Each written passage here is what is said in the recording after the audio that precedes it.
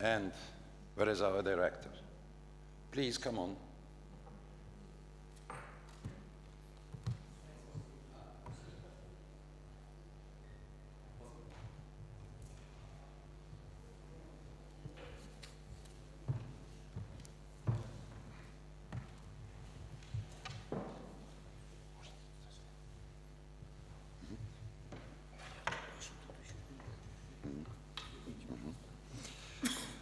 Dear colleagues, this is not, let's say, some kind of a holiday or something like that. It's a working conference and it's a round table. That's why I'm inviting everybody to sit here around this round table, and you will have the possibility to talk.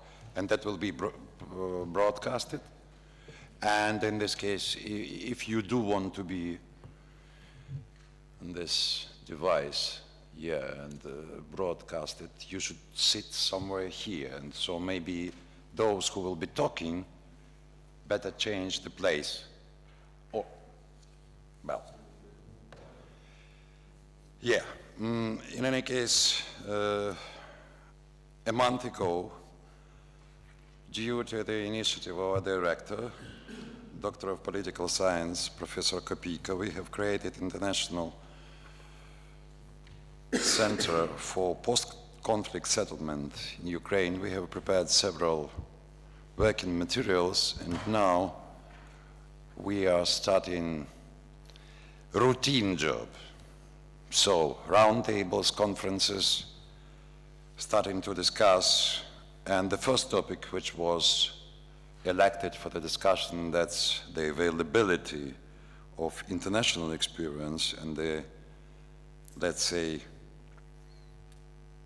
validity of international experience for Ukraine, which is quite important. As we have stressed in our previous meeting, we understand that notwithstanding international law principles, notwithstanding a lot of documents, a lot of good practices in this sphere, there is no unified way of settlement of after-conflict matters. There is no, let's say, universal rules which will be adopted, which will be obligatory to the state, which are necessary for the states in their conduct after conflict situation and post-conflict situations. That's why it's very important from various points of view to discuss the validity and acceptability, applicability, as you wish, to the Ukrainian matters of all the international experience available is in post-conflict settlement. That's why in the name of the conference, International Experience of Post-Conflict Settlement, Lessons for Ukraine. We did have a possibility to publish this small book. It is also published in Russian and Ukrainian, but in very small quantity. If you will need Russian or Ukrainian, I would rather transfer it to you. That's why the English version is available here together with our program. The materials included into this small book, introductory,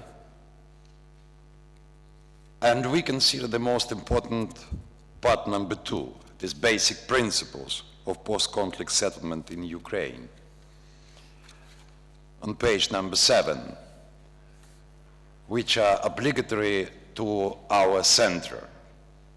And we consider these principles as the main basis for the considerations, theoretical and practical, for all those matters which will be considered here.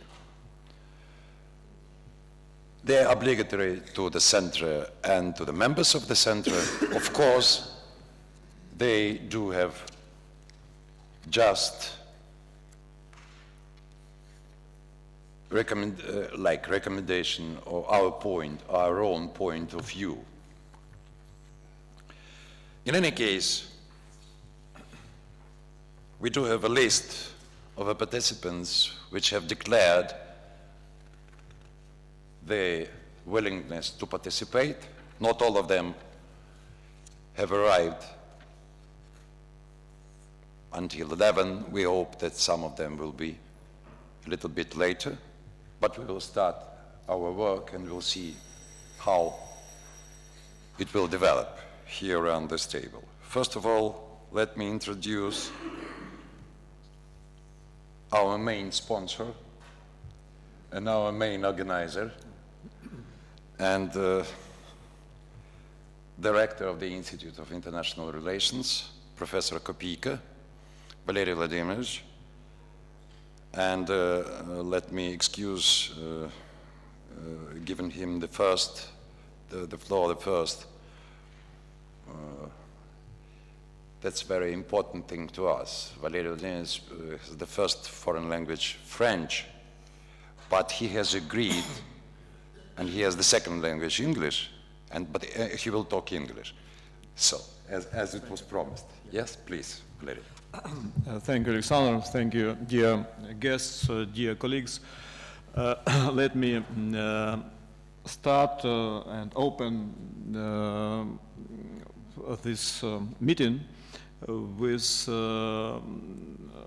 some, for me, it seems very important subjects and importance of post-conflict settlement for Ukraine.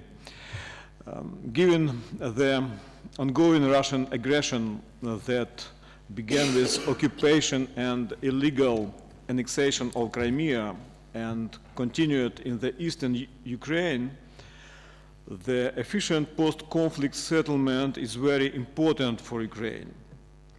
According to the Chicago principles of post-conflict justice, recent history has shown that enhancing accountability and minimizing impunity are important elements for building democratic states in the wake of conflict.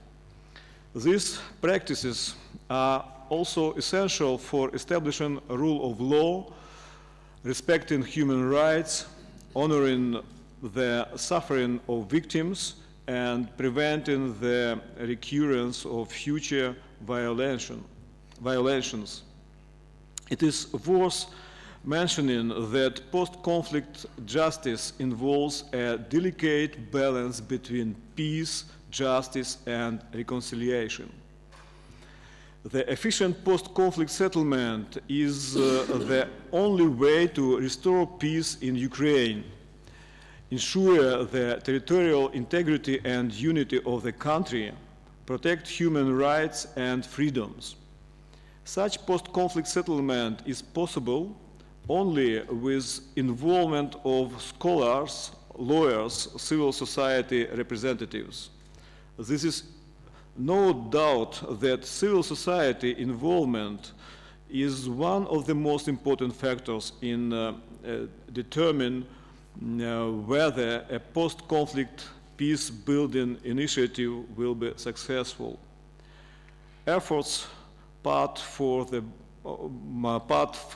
by local government officials or the international community likely will be unsuccessful in post-conflict peace building, absent civil involvement and without a society belief that these measures are beneficial. Further, an involved civil society is important to hold governments accountable for their actions, strengthen public policies, and develop the community following a conflict. Post-conflict settlement can be regarded as international obligation of Ukraine as a democratic European state. Moreover, neither international law nor international relations provides for common post-conflict settlement for every country.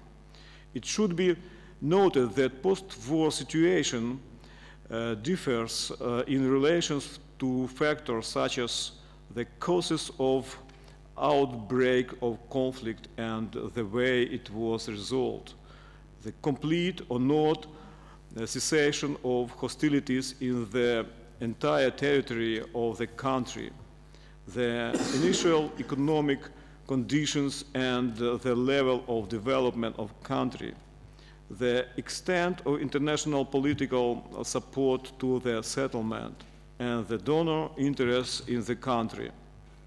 Ukrainian situation is rather difficult because of the ongoing occupation of Ukrainian territory by the Russian Federation and Russian information war. The post-conflict settlement in Ukraine shall be based upon coordinated, coherent, and comprehensive strategy. Such settlement will ensure mutual understanding of all the citizens involved in the conflict. It will have sensitivity toward vulnerable groups, including children and religious, ethnic, and other minorities. Moreover, a comprehensive strategy of efficient post-conflict settlement will demonstrate to the international community that Ukraine really wants to restore peace and has a plan how to do this. Ukraine needs support and assistance from international experts, institutions, and organizations that must be sure that their efforts will be directed at the successful peace building. Financial support and technical assistance on the part of the international community will help Ukraine to bring peace and economic prosperity to the regions that suffered from the aggression of the Russian Federation. Post-conflict settlement is necessary because it will also ensure new approaches to the bilateral relations between Ukraine and the Russian Federation. This relation must be based upon international law, not upon friendship or fraternity. Post-conflict settlement inside the country may provide for some compromises, but the international post-conflict settlement must protect national interests of Ukraine and its sovereignty. The importance of post-conflict settlement in Ukraine is declared by famous politicians, NGOs, and international organizations. United States Institute of Peace prepared the special report, The Ukraine-Russia Conflict, Signals and Scenarios for the Broader Regions, and worked out the comprehensive conflict analysis with the aim of identifying plausible conflict scenarios and the forces and factors that propel them, ultimately pinpointing potential approaches that might prevent, mitigate, or resolve violent conflicts in the regions neighboring Russia. In this document, the importance of post-conflict settlement and nationwide dialogue was highlighted. The experts proposed to, first, supply advanced and accelerated military assistance to Ukraine and maintain or increase international sanctions on Russia. Second, maintain persistent diplomacy with high-level meeting engaging all legitimate parties, including leaving the door open for Russia to negotiate a meaningful settlement. Third, initiate civil society-centered peace dialogues on crucial issues including decentralization, language rights, support for internally displaced persons, anti-corruption measures, and reforms to take place in regions that remain under threat of pro-Russian agitation, such as Odessa, Kharkov, Mariupol, and Mykolaiv. Fourth, expand these dialogues to regions in Ukraine's west and center, sharing perspectives with compatriots in the East and South to help foster peace and unity through a national dialogue. It was stipulated in a statement by the delegation of Ukraine at the Security Council open debate, maintenance of international peace and security, that Ukraine aspires to peace and prosperity, and together with partner states exerts maximum efforts to settle the conflict by peaceful diplomatic means.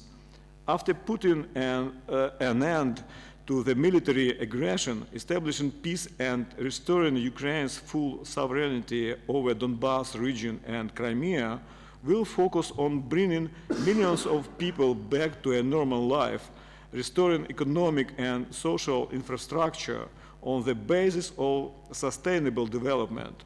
Ukraine stands ready to accomplish this uneasy task and calls upon all international partners to cooperate toward this end. All in all, the objectives of post-conflict settlement in Ukraine is restoration and development of peace, promotion of economic development and welfare, protection of human rights, strengthening of the rule of law and justice, preservation and dissemination of the historical truth about the armed conflict, and efficient post-conflict settlement is the only way to build peaceful and prosperous Ukraine. Thank you very much for your attention. Thank you, Professor Kopika. Very interesting remarks, and I think that we will consider it, and it's a pleasure to me, before giving the floor to our next speaker, to stress that notwithstanding that it's a voting day in Verkhovna Rada, Mr. Vysotsky has had the possibility to be present here, and I would like from all of us to congratulate a member of the parliament here, without these marks, but in any case, we are. Thank you very much for coming, Sergei. And he has a practical experience because Mr. Vysotsky is a member of the parliamentary delegation to OSCE and taking part in these very important decisions which were voted by the OSCE supporting Ukraine, supporting our war, our defense against aggression of Russia, and they have started to discuss the post-conflict settlement. And before giving the floor, I would like again to thank you very much for your presence here, and please, Sergei Vysotsky, member of the Parliament, People's Deputy of Ukraine. Thank you very much, Professor Zadorozhny. I will be brief. I want to theorize or try to explain to the international lawyers or the experts at international relations something about international relations.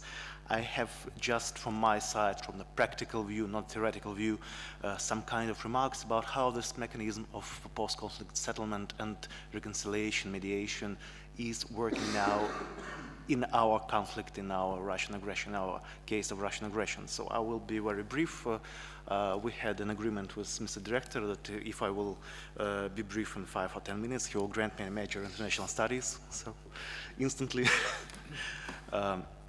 as member of parliamentary OSCE-PA, the organization Parliamentary Assembly, during this 1.5 years, I took part in trying to establish all of the basic and key international resolutions on ongoing Russian aggression to Ukraine. And we saw, as a delegation, how Russians are working with the international groups and international politicians in European Union to try to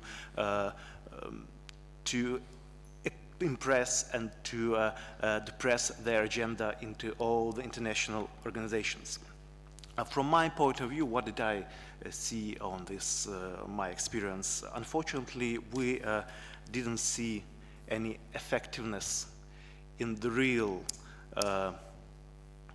at the real stop to the aggression of Russia, at the real lowering of the intensity of the conflict from the key international bodies, not the OSCE, not the European Parliamentary Assembly, not the United Nations, and so on and so on. All the efforts and effective efforts were brought up by the political bodies of the Western countries, United States, Germany, France, and the Minsk format, Normandy format. So what I've seen from these years that the international organizations, the OSCE basically, could be sometimes an instrument to moderate some negotiations, instrument to give some abilities to the international political decision-making, to be at the conflict zone, to conduct some activities in the conflict zone, and to press some kind of above agenda.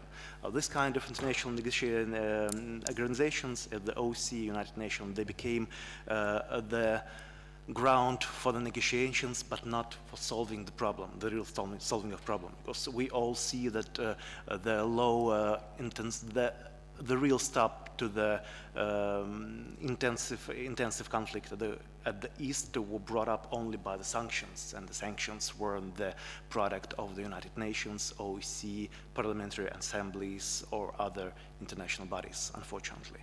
When we are speaking about the post-conflict regulation, reconciliation, and mediation at this kind of conflict zones, what I saw from my experience, that I've participated in 2 attempts of trying to build up some kind of reconciliation process with the Russian Federation officials. So we had under the OSCE PA couple of seminars, couple of unofficial, very closed meetings with Russian Federation group, with their officials and MPs and the guys from the Russian government even. What did I saw from this experience? That unfortunately the international bodies such as United Nations, OSCE, and etc., don't have now the understanding of the stages that must be and the obstacles that must be continue to solve until we can go to the post-conflict reconciliation. So what did they try to press, this agenda that they try to press to Ukrainian delegations, that the peace itself is the sense of living. The peace itself is a value. And of course, sometimes we saw the position from the left parties, from the MPs of the left European parties and far-right European parties that are the members of these international bodies. They have the quota. Each European political party have a quota in such kind of organizations. That the peace itself is a value, and we must bring peace to the east of Ukraine, even by giving the Russia some room for their agenda, for some room for compromise. So the basic value of international law, the sovereignty of each state, the integrity of each state, and the non-possibility of direct annexation of some parts of the country's body, or aggressive conflict inside from one country to another, they were brought aside. No, said many of those guys to us, just peace. We need peace by each means. We must peace, even if Ukraine must do some steps towards Russia. And unfortunately, we saw this agenda and this kind of international organizations. So I didn't see the understanding that if we have conflict, it's not a conflict of African type conflict, when we saw that the United Nations troops and the peacekeepers were rather efficient for segregating the sites. It's not the type of conflict even in Macedonia, Bosnia, or ex-Yugoslavia, when we saw the real conflict between the Muslims and Christians, and real ethnical conflict. It's directed from the Kremlin, ongoing Russian aggression, a hybrid warfare. And no, I can say this, I don't know, will it be the politically correct in this auditorium, but I can see clearly that now the international law, international organizations, they have no strategy towards solving this kind of hybrid conflicts. When I, yeah. That's why we are here to elaborate this strategy. Yeah. So Unfortunately,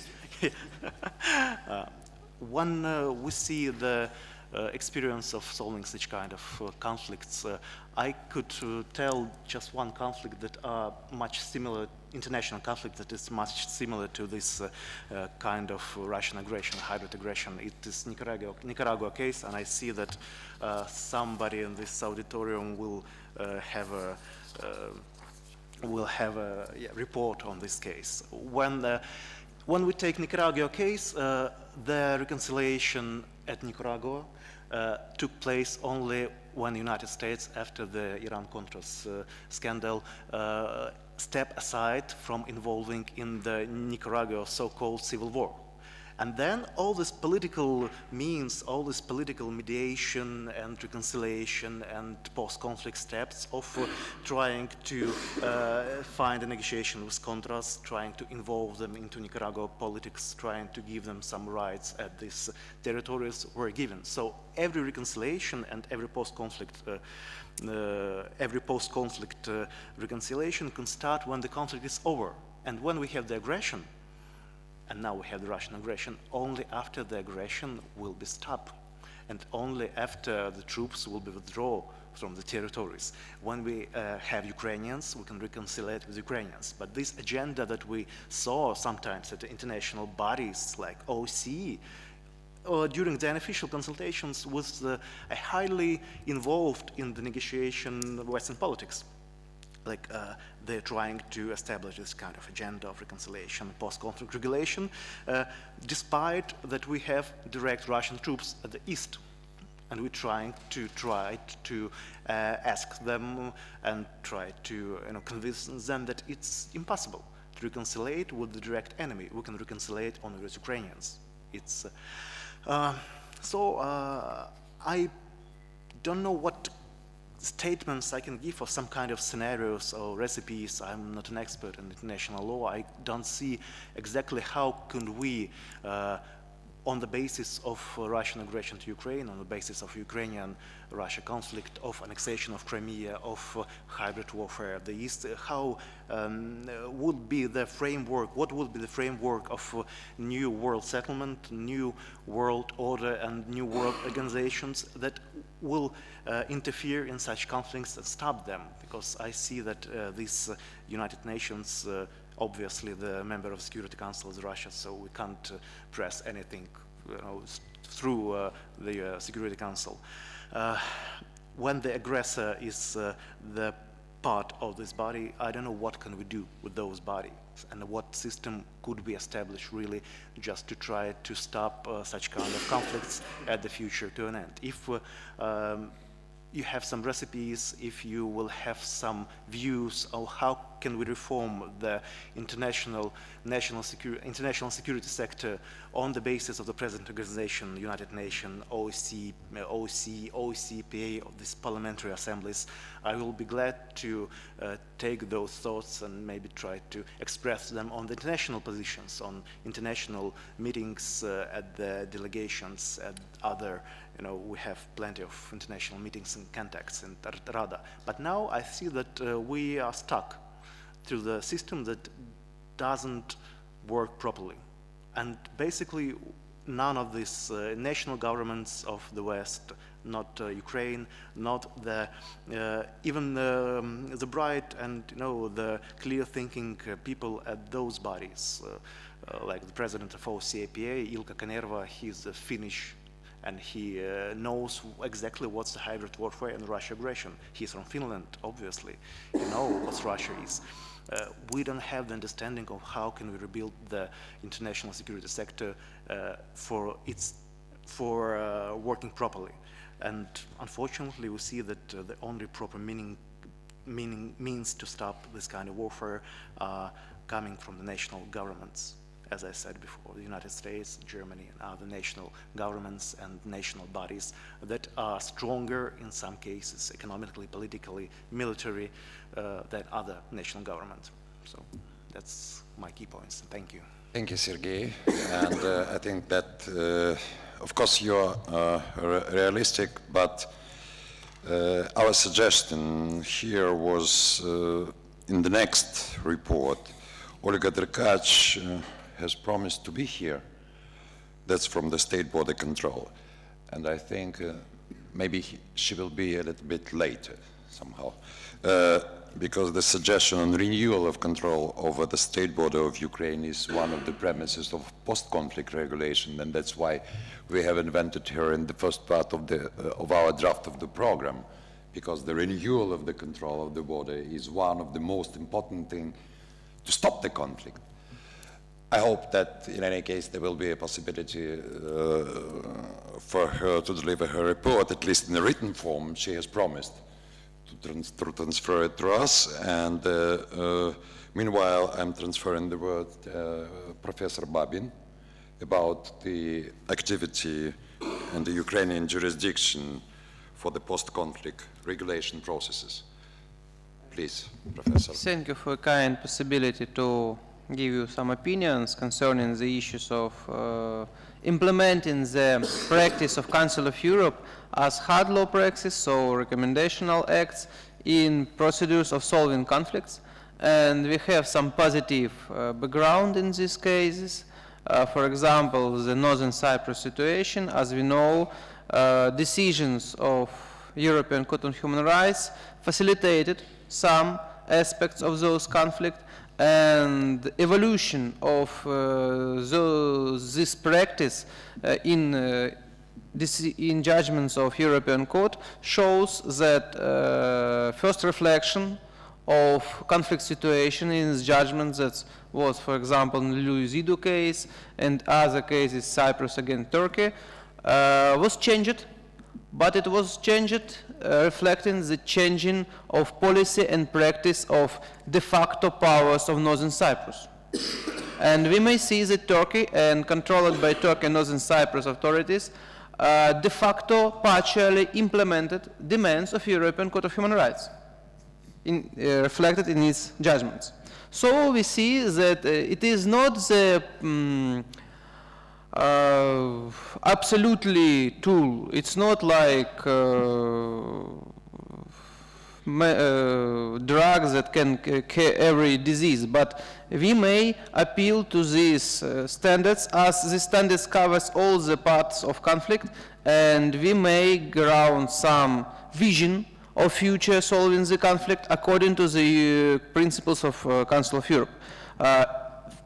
After the Russian aggression began, some key issues arose concerning those standards. First of all, it's the uncertainty of procedures of individual appeals and interstate claims to the European Court concerning the aggression issues. For example, today we hear the news about the fifth interstate claim against Russia.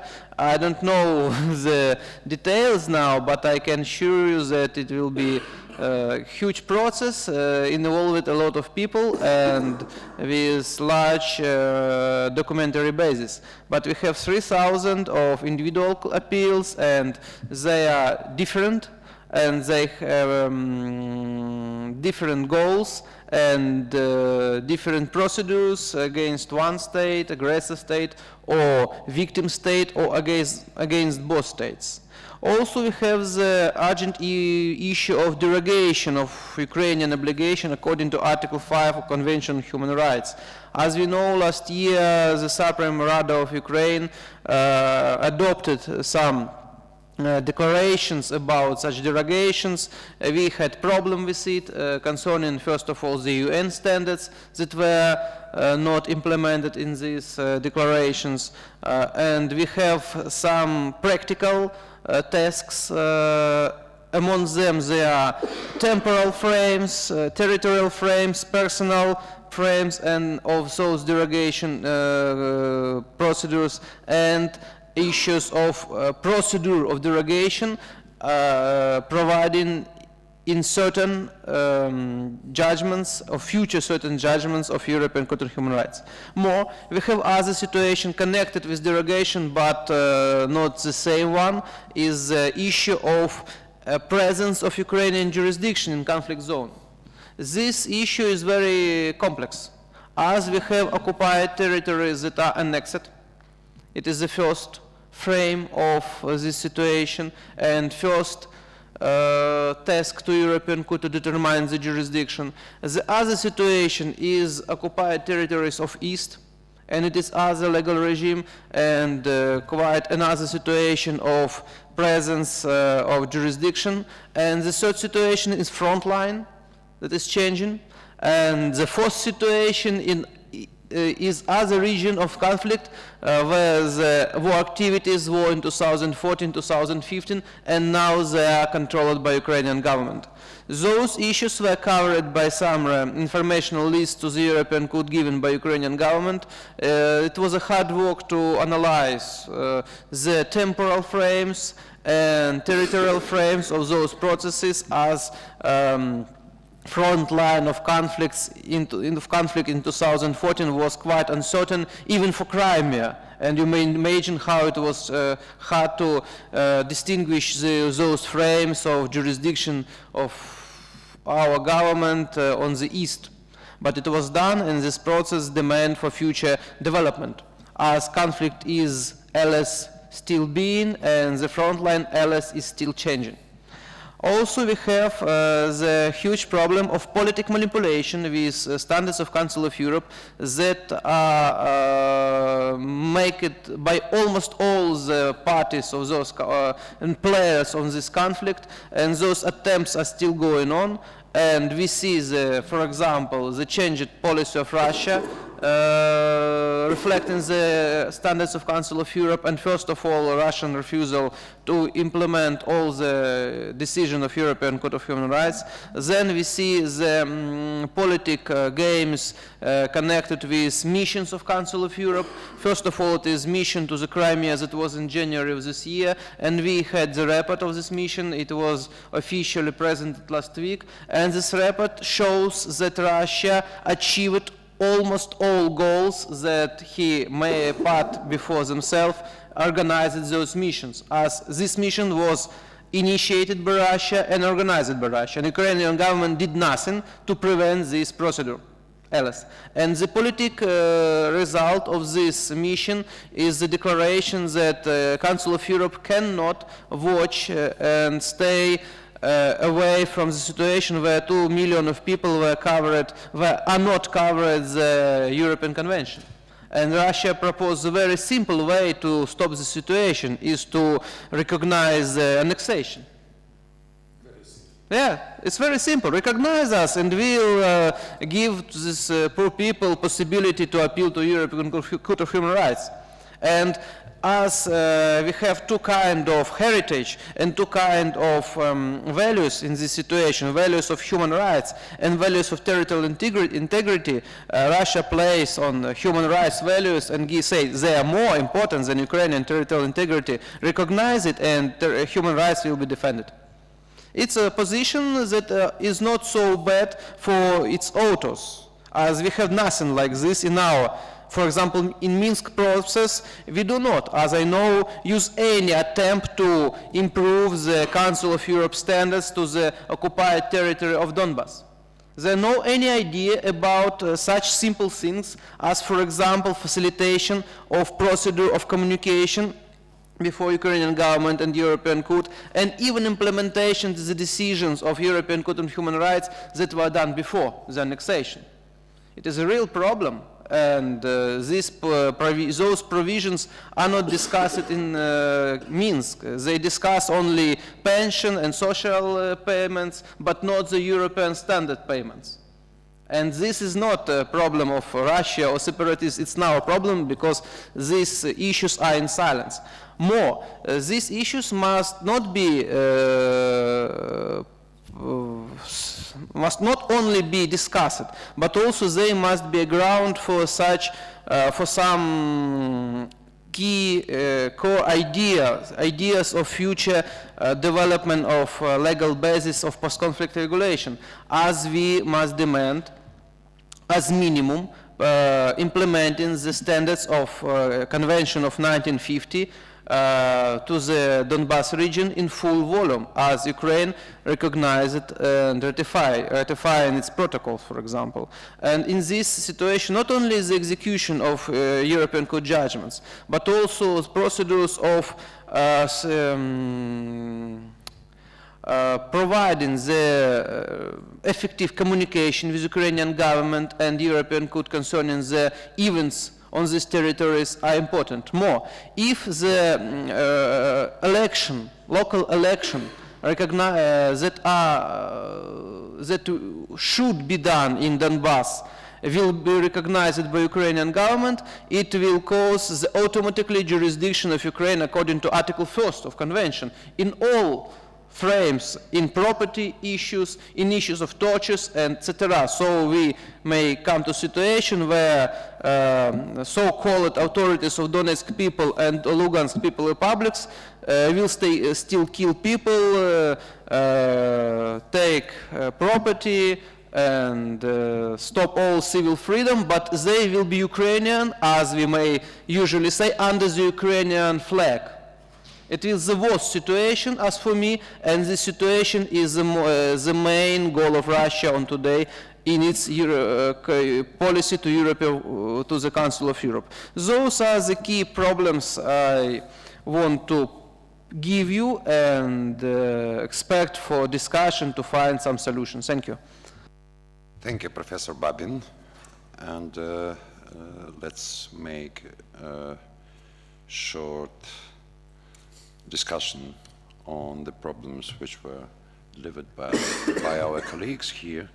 First of all, I would like to stress that in the first report of Professor Kopyka, he has stressed the importance of post-conflict settlement for Ukraine, and that's why I would rather stress the importance of a theoretical discussion of post-conflict settlement, because as we do have the official position of Ministry of Foreign Affairs, they have declared it today to me by phone, and they have said, we are not in official position to discuss post-conflict settlement because the conflict is going on. I mean, well, whatever, but theoretically nobody can prohibit us to discuss the post-conflict settlement, and if we will save by such a discussion just only one life of our soldier there in the east, that will be the result of our discussion. The second thing, I think that theoretical discussion must always have the place, in any case, to be prepared, because we do have the bad examples and bad experience when Russia is pressing, and Russia is pressing almost on a continuous basis. There is a danger that we will agree on the proposed conditions, not having our own position. I mean the government and those who are representing Ukraine in Minsk. And the third thing, I think that theoretical discussion must have a place almost notwithstanding the time schedule. We think that what is going on, this is not only that the post-conflict settlement for Ukraine has become a precondition of a, let's say, of an ending, on the finishing. Of course we need a victory. Of course we need a victory, but the situation is that in any case the post-conflict settlement has become a crucial point, as a peace is a real value, and I can agree with our Western allies that the peace in itself is a real value, notwithstanding the position of the states. And when the peoples are killed without any, let's say, just only today we have received the bad news that 8 Ukrainians were killed during this night on the border. And this is not the case when we are not suggesting to the government, and an experts are always in a position to suggest something which, to their own understanding of what is going on, can suggest to the both sides or to the three sides of the conflict possible solutions. That's why the post-conflict settlement is a very acute, very sharp, and very, let's say, actual or quite today problem to be discussed, because after the conflict will be finished, this is not a proper date or a proper term for a discussion. This is the way for implementing, or the time for implementing what was previously discussed. So, as in the report of Mr. Babin, very peculiar and very sharp points, position, and I completely agree with Boris that something should be done and discussed in this case. But please put your questions and to the member of the parliament, because he should run to vote in any case. His card is not voting, I hope, Yeah. while he is here, but in any case he has an obligation to be He there. must implement If Mr. you do have a Babin's question. ideas into life. Yes. If you do, please. I'm having not so much a question, but a comment, if I may. It is great to be here and surrounded by mostly lawyers when I'm a political scientist, and I have three short commentaries on the theory of post-conflict management and on how the conflict in eastern Ukraine could be handled. First of them is that we should understand that we are in the middle of a political crisis and almost a collapse of the international security system. And these are periods in history when international law, international regimes and organizations are not functioning effectively.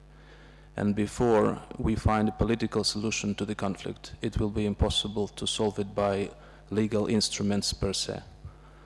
The second comment is about defining victory. You said that we should fight till the victory, and this is right, but we have to clearly define what exactly victory would look like for us. Whether restoration territorial integrity of Ukraine without Crimea will be a victory. Whether regaining sovereignty in foreign policy without having Crimea and Donbass will be a victory. Or are we talking about full restoration of territorial integrity, but then we should keep in mind that it is probably unachievable. This is the second issue. And the third issue is that we are having here a conflict which is typical for the world during the recent 25 years at least. So we have to take a closer look at the experience of other frozen conflicts, keeping in mind that probably we will have to stick to that unless we find a political compromise with Russia. And Ukraine is not in a position to, unfortunately, to change international security mechanisms. In periods like this, it will be most probably done by great powers. And judging by the experience of the former Yugoslavian states, of the former Soviet republics, they had very limited capacities on influencing how international law or international organizations could be rearranged. So these are things we have to keep in mind when thinking about political solution to the conflict. And keeping that in mind, certainly we would like to build a plan for post-conflict settlement. Thank you. Thank you. Questions? Any? Not so much time, maybe after coffee break, but a little bit later. Yeah. Okay, let's proceed.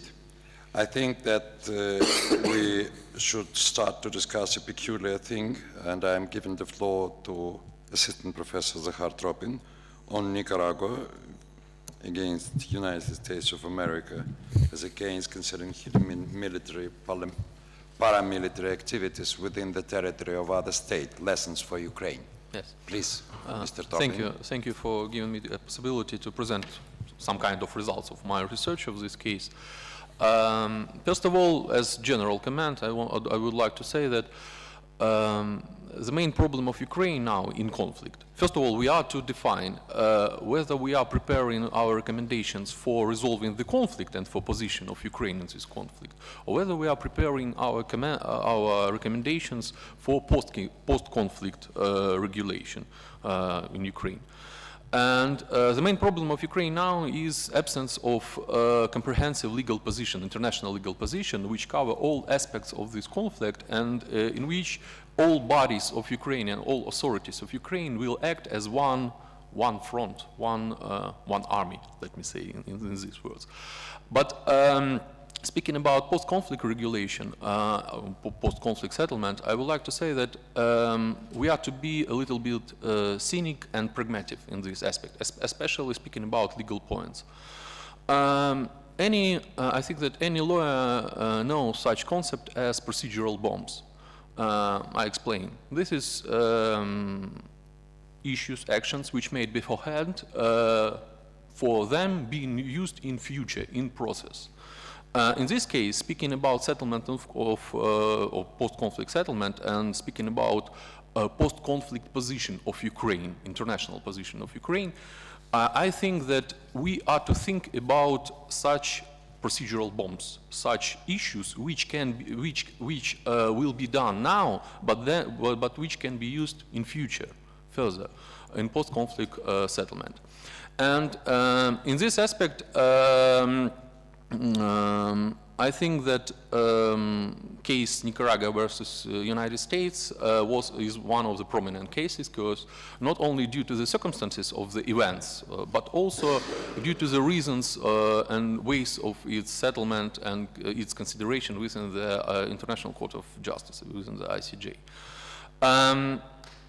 I intentionally left behind issues about jurisdictional points, possibilities of considering case within the ICJ, because it was not the aim of my research. I just tried to emphasize on some procedural aspects which can be used in future by Ukraine, especially in post-conflict settlement.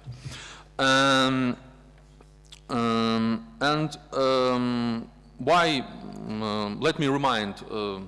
Maybe somebody don't know, or for most of us, I will remind some aspects of Nicaragua case. So this case was considered by the ICJ in 18 years. Decision on admissibility was rendered in 1984, and decision on merits was rendered in 1986. This case was concerning the, in those times it was called as civil war in Nicaragua, and the involvement of United States in this conflict. There was also several other cases considered by ICJ in this context. But for us, I think that very important is Nicaragua case. And in this, it is also interesting to understand that what questions, what issues were put by Nicaragua against United States in this case.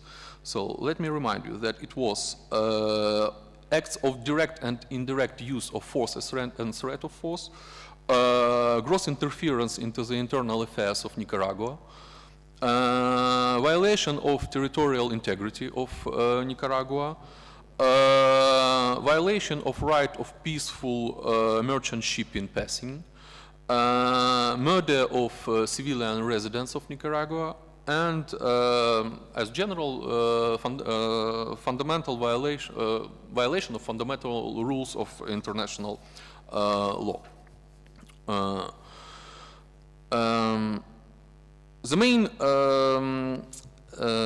The main issue of this case was actually indirect support by the United States of so-called Contras in this conflict.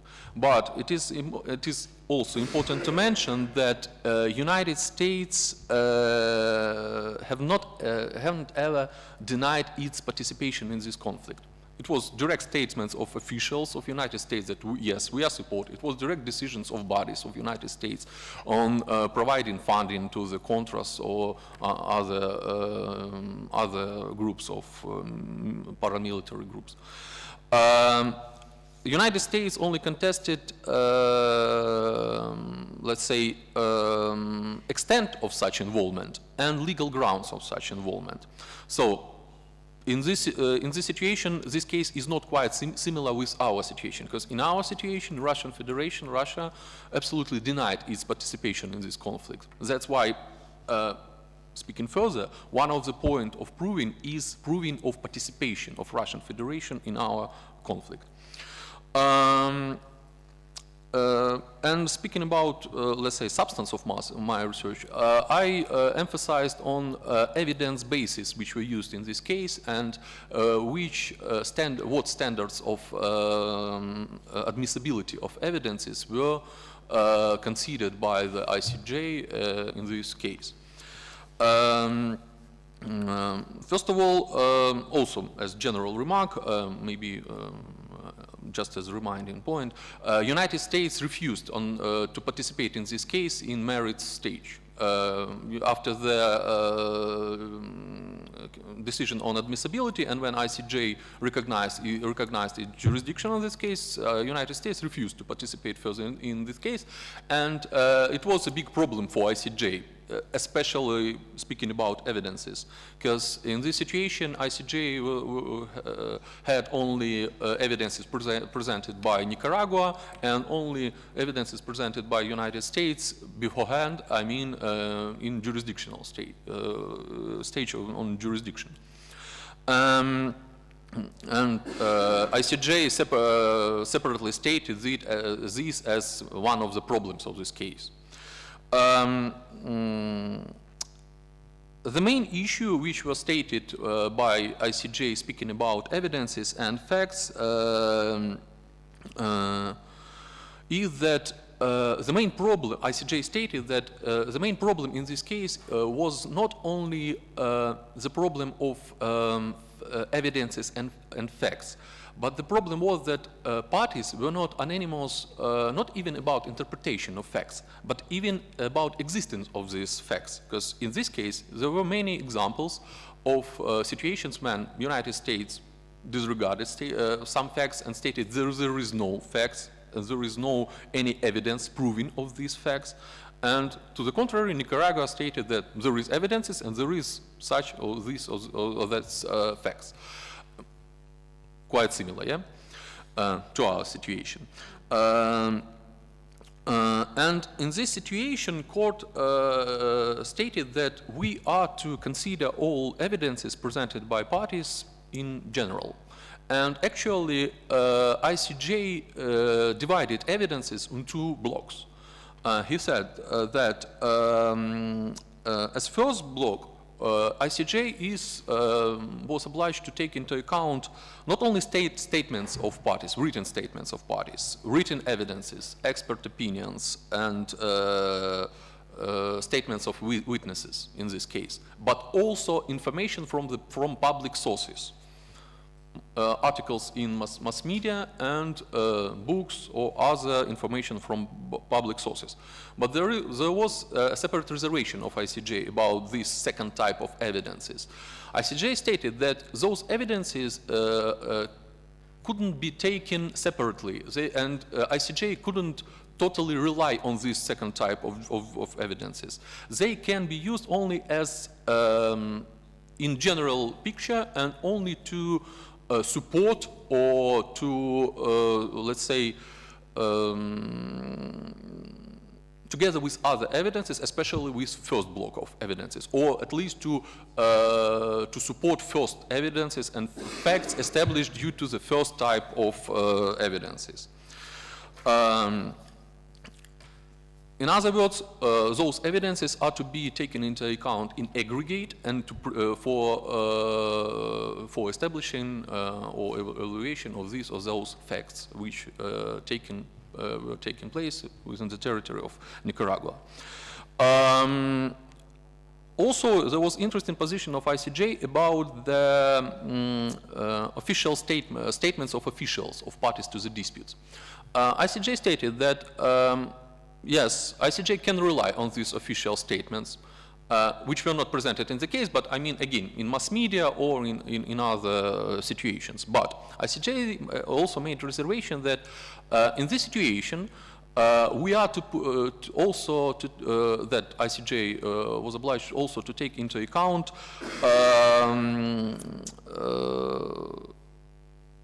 and to check accuracy of these statements. And for checking of this accuracy, ICJ was obliged to take into account when, for what purposes, before whom, and in what circumstances those statements were made. This is very interesting situation and interesting reservation. In other words, those statements can't be taken into account clearly and purely. They are to be analyzed for their accuracy.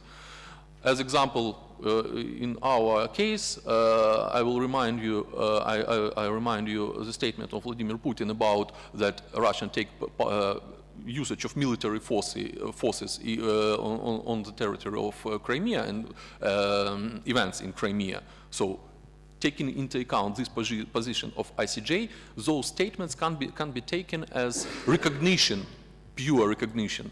Other evidences are to be provided to prove this issue. Again, as main evidence, court in this case used statements of parties and written evidences presented by the parties. This is classical approach.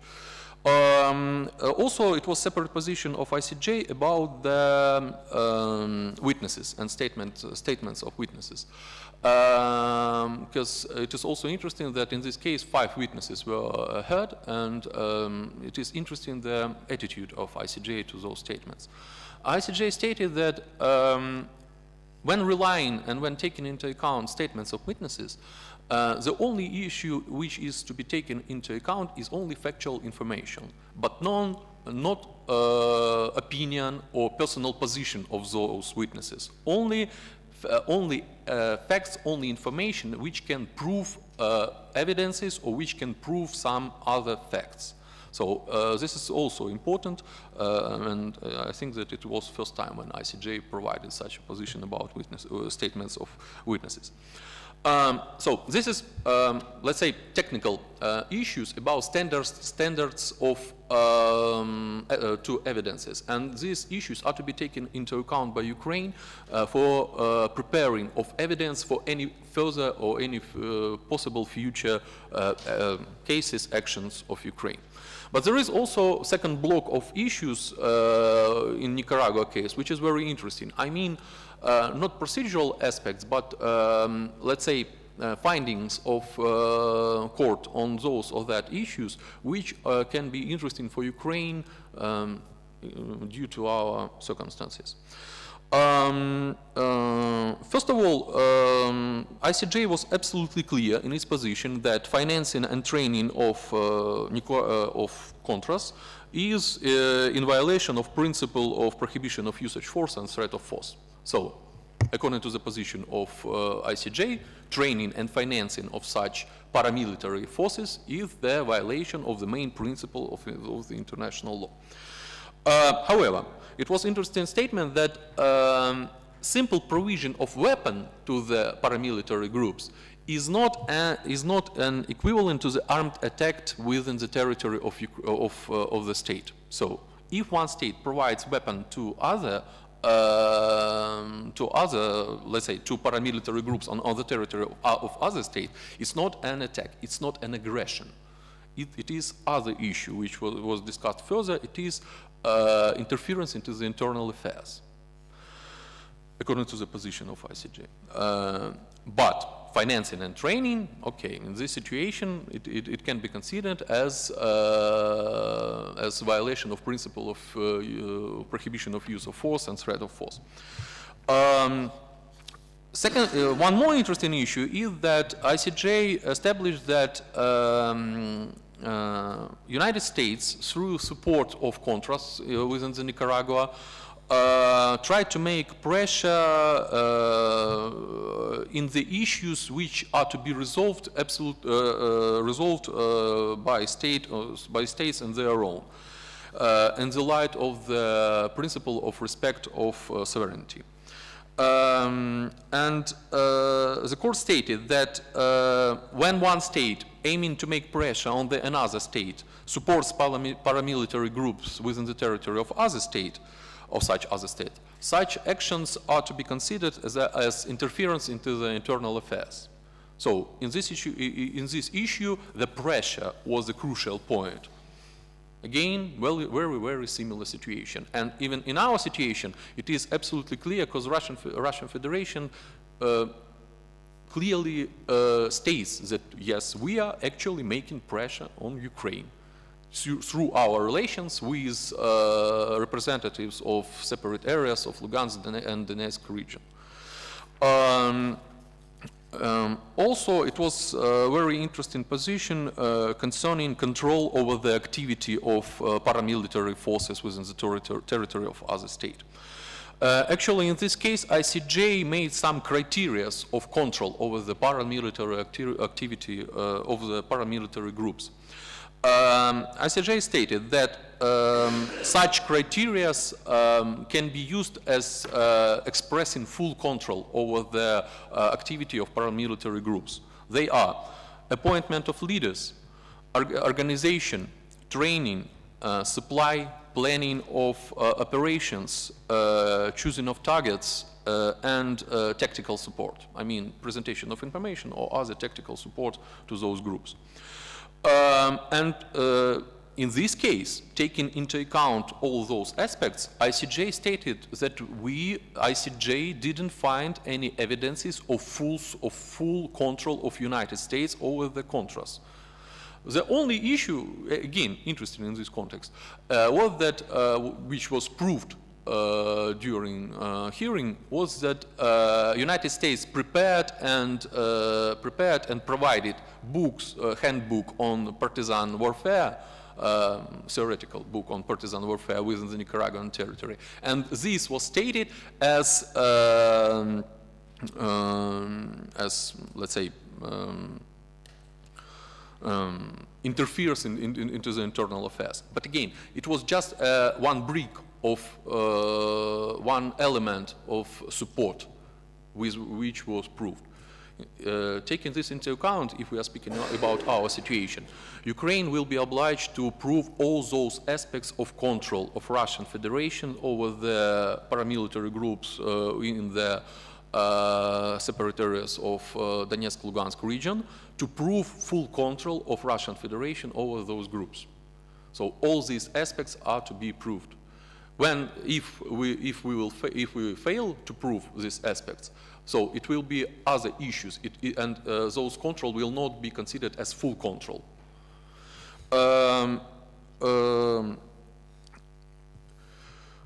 Also, it was interesting statement of ICJ concerning the protection of human rights. I remind you that the United States stated that we were involved in the conflict of Nicaragua aiming to protect human rights. It was one of the line of the defense. But interesting that ICJ stated that training of paramilitary groups and financing of paramilitary groups can't be justified by protection of human rights, because in this situation the actions are inconsistent with the aim, protection of human rights. If you would like to protect human rights, so please use other methods, but not training and financing of paramilitary groups. This is just let's say, approximate list of issues in Nicaragua case. I agree that the research may be and presentation more exhaustive, but still just, let's say, bullet points of this case in light of Ukrainian dimension and in light of Ukrainian circumstances. But let me remind you the main and the very, very big fly in the ointment about the Nicaragua case. Its results were not implemented because United States, as permanent member of Security Council, used its right of veto and blocked any actions concerning the implementation of this case. Russian Federation is also member of the Security Council, permanent member with veto right. That's why any issues within the ICJ will have the same problem for Ukraine. Thank you. Thank you, Mr. Tropin, and I think that in any case we should consider, let's say, the legal arguments, maybe more or less theoretically, and it's a pleasure to me to give the next speaker the floor, and I, with a pleasure, recommend you President of European Committee for the Prevention of Torture and Inhuman or Degrading Treatment, Mr. Ignatovsky, and who is, by accident, also assistant professor of our chair. Please, Nikolai. Thank you very much. Thank you very much, Professor Zdorozhny. It's by accident, probably. Well, sorry The CPD is probably by accident, but this is my main job Sorry. still. Yes, but thank you very much. Much appreciated, and thanks for this invitation, and thanks for organizing this excellent event. And it's very good to have it in English, also to try and listen to the perspectives from our foreign friends, but also to make the position of Ukrainian experts more accessible to the outside world.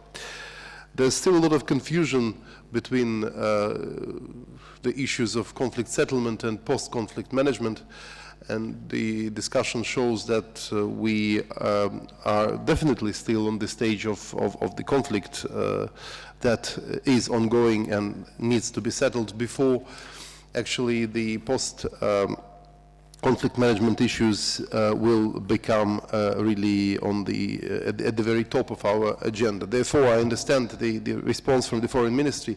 However, it is definitely not at all premature to discuss issues of post-conflict settlement or post-conflict management. On the contrary,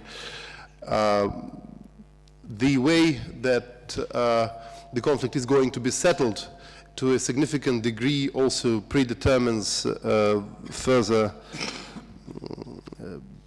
post-conflict reconciliation aspects in the Ukrainian society, because no matter how we define victory, and I agree with remarks both of Professor Zdorozhny and Dr. Kapitonenko, that it is an interesting task to define what victory would be for us. No matter how we define it, we'll need to spend a lot of effort on reconciling the Ukrainian society. And the topic of my today's presentation is basically to which extent international criminal justice can be useful for post-conflict reconciliation in Ukraine. And this is something that I think will be also dealt with by Professor Martynenko and Dr. Korinevich later on today. So I'm also very much eager to listen to their opinions on the subject. It is well known that criminal justice is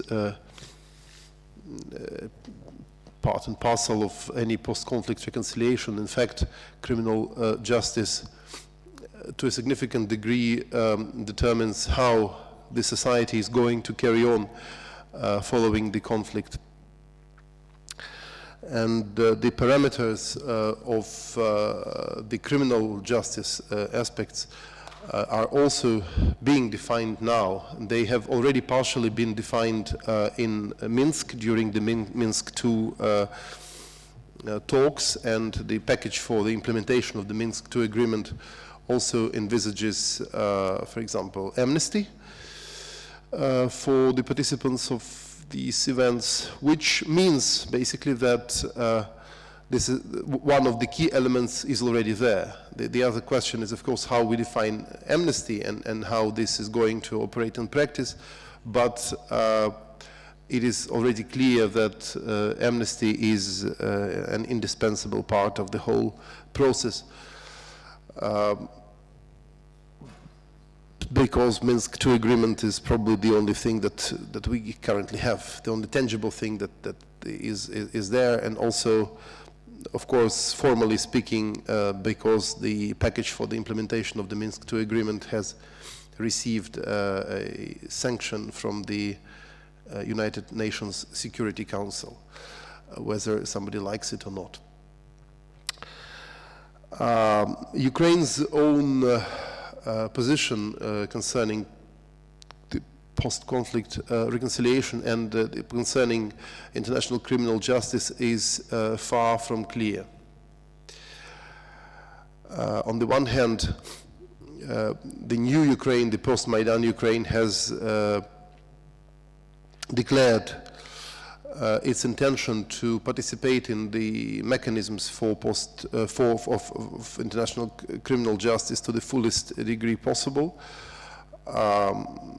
That would include, of course, the ratification of the Rome Statute of the International Criminal Court, and also efforts to achieve justice for victims of crimes committed in the context of the Maidan events in 2013-2014. Hence, the declaration passed by Verkhovna Rada of Ukraine, by the Parliament of Ukraine in February 2014,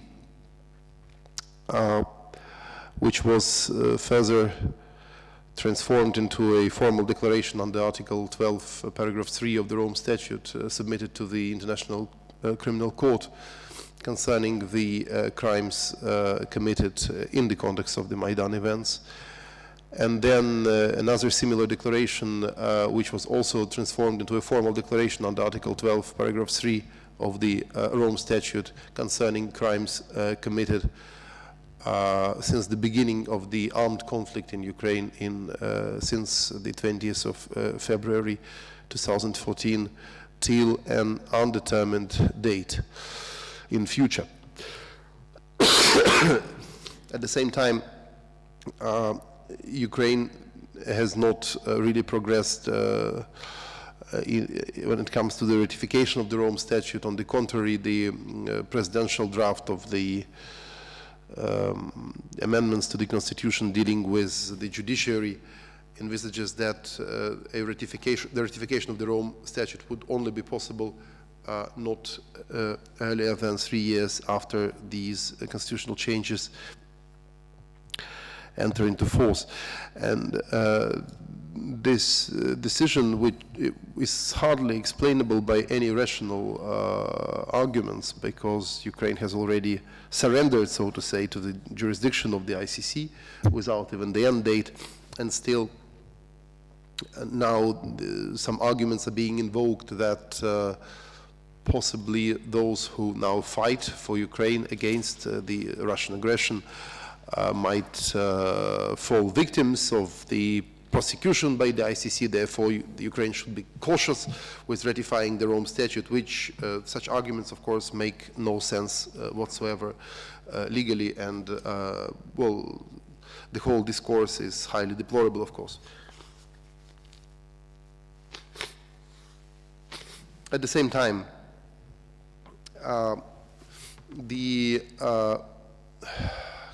criminal justice is something that is owed by the Ukrainian state to the Ukrainian people, and conflicts such as the one Ukraine is still going through now, as well as the preceding events in Maidan, and possibly even more events that are more distant in history, they also deserve to be examined by an independent tribunal, which would establish truth and something that could eventually reconcile the Ukrainian society. Because despite the fact that, of course, the foreign intervention is huge and the situation would never grow into an armed conflict without this massive foreign intervention, it is still clear that such dividing lines within the Ukrainian society exist, and it is hardly imaginable that imposing one and only one, so to say, correct discourse on everyone would result in a tangible in any tangible results, in any lasting peace, ensuring a stable development of the country. And here a question arises whether the involvement of international criminal justice is actually helpful here, and to which extent international criminal justice can, in fact, help the domestic efforts to establish truth. To begin with, among possible solutions, I must say that the country must, first of all, rely on its own forces, and the country should, first of all, exhaust all possibilities of setting up a domestic mechanism which would be functional and which would be also accepted by the society as trustworthy. Of course, international participation is possible, could be welcome to an extent, but one has to be really cautious, because if you basically rely on, let's say, just on the Western support, it may already indicate to some that this is not going to be an entirely independent mechanism. At least this argument is very likely to be voiced in the future. So the reliance on own forces is something that Ukraine is badly lacking, and this tendency, a very bad, very sad tendency, was already evident when the parliament made the first declaration under Article 12.3 of the Rome Statute concerning the Maidan events. No one has actually discussed seriously a possibility of setting up a domestic mechanism for bringing to justice those responsible for the crimes against civilians during the mass protests. It's already the predominant idea was that we need to pass this over to some sort of an international body, simply because Ukraine is unable to cope with such issues. If this is indeed the case, one shouldn't be surprised about statements that this state could be seen as a failed one, because ability to deliver justice is one of the key elements of any state and one of the key features of any state. Of course, internationally, there was also very little in place to ensure any sort of real justice for those victims, and ultimately it all resulted in basically Ukraine failing to deliver on its basic obligations under the European Convention on Human Rights, under Articles 2 and 3, concerning the effective investigation of the loss of human life and torture and so on, which is evidenced by the reports of the International Advisory Panel and also of the European Committee for the Prevention of Torture. Nowadays, I can hear some proposals coming from the civil society sector that a possible solution for Ukraine would be to set up some sort of a hybrid mechanism, starting with a hybrid mechanism for investigation, including foreign prosecutors, foreign investigators, but operating under Ukrainian law and within the formally within the Ukrainian legal system. It is rather unclear to me to which extent it is possible to have a hybrid panel at the Supreme Court of Ukraine under the current constitution. I doubt it is possible, but probably it's a separate topic. This is a possibility, of course, but then the question is what we are trying to achieve. If we are just trying to basically to meet the international legal obligations of Ukraine under international humanitarian law and under international human rights law, in the first place, European Convention on Human Rights, then this solution is possibly not a bad one. But to which extent this could bring about reconciliation within the society, it is not entirely clear. And finally, of course, any ideas that there will be an international mechanism dealing with the crimes committed in Ukraine and against Ukraine over the last 2 years that would contribute to a lasting peace and reconciliation in the Ukrainian society, in my opinion, is a pure illusion. This is something that is not going to happen. This is something that is extremely dangerous for the society.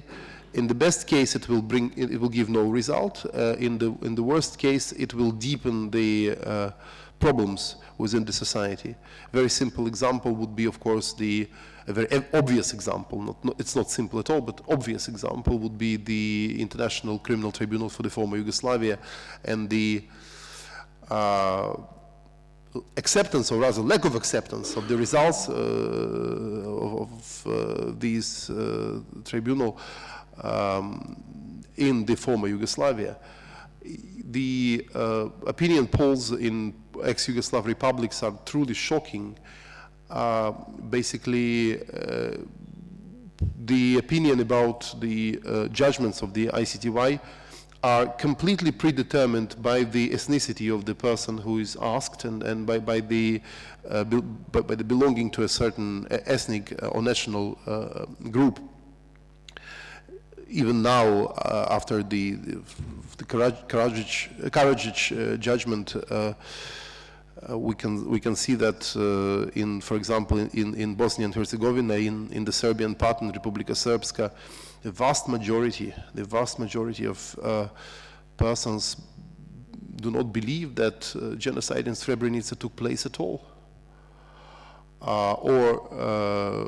And if you ask another party, it would be basically the same. They would totally deny the crimes of their own people, and would of course be talking only about the crimes of those who they were fighting against.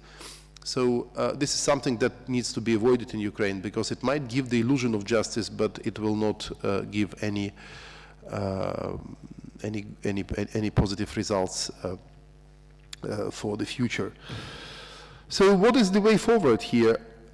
Really, I wish I knew, and therefore I'm very much, as I said, eager to listen to Professor Martynenko and Dr. Kolinevich basically on the same subject. It seems to me that there needs to be some sort of a national dialogue, probably after the victory, no matter how we define it, or after the conflict has finished. A broad national dialogue which would attempt to establish truth and also to reconcile people. And I really doubt that it should just be limited to the events of 2013, 2014, 2015. It might also be necessary to go back in history to some other events.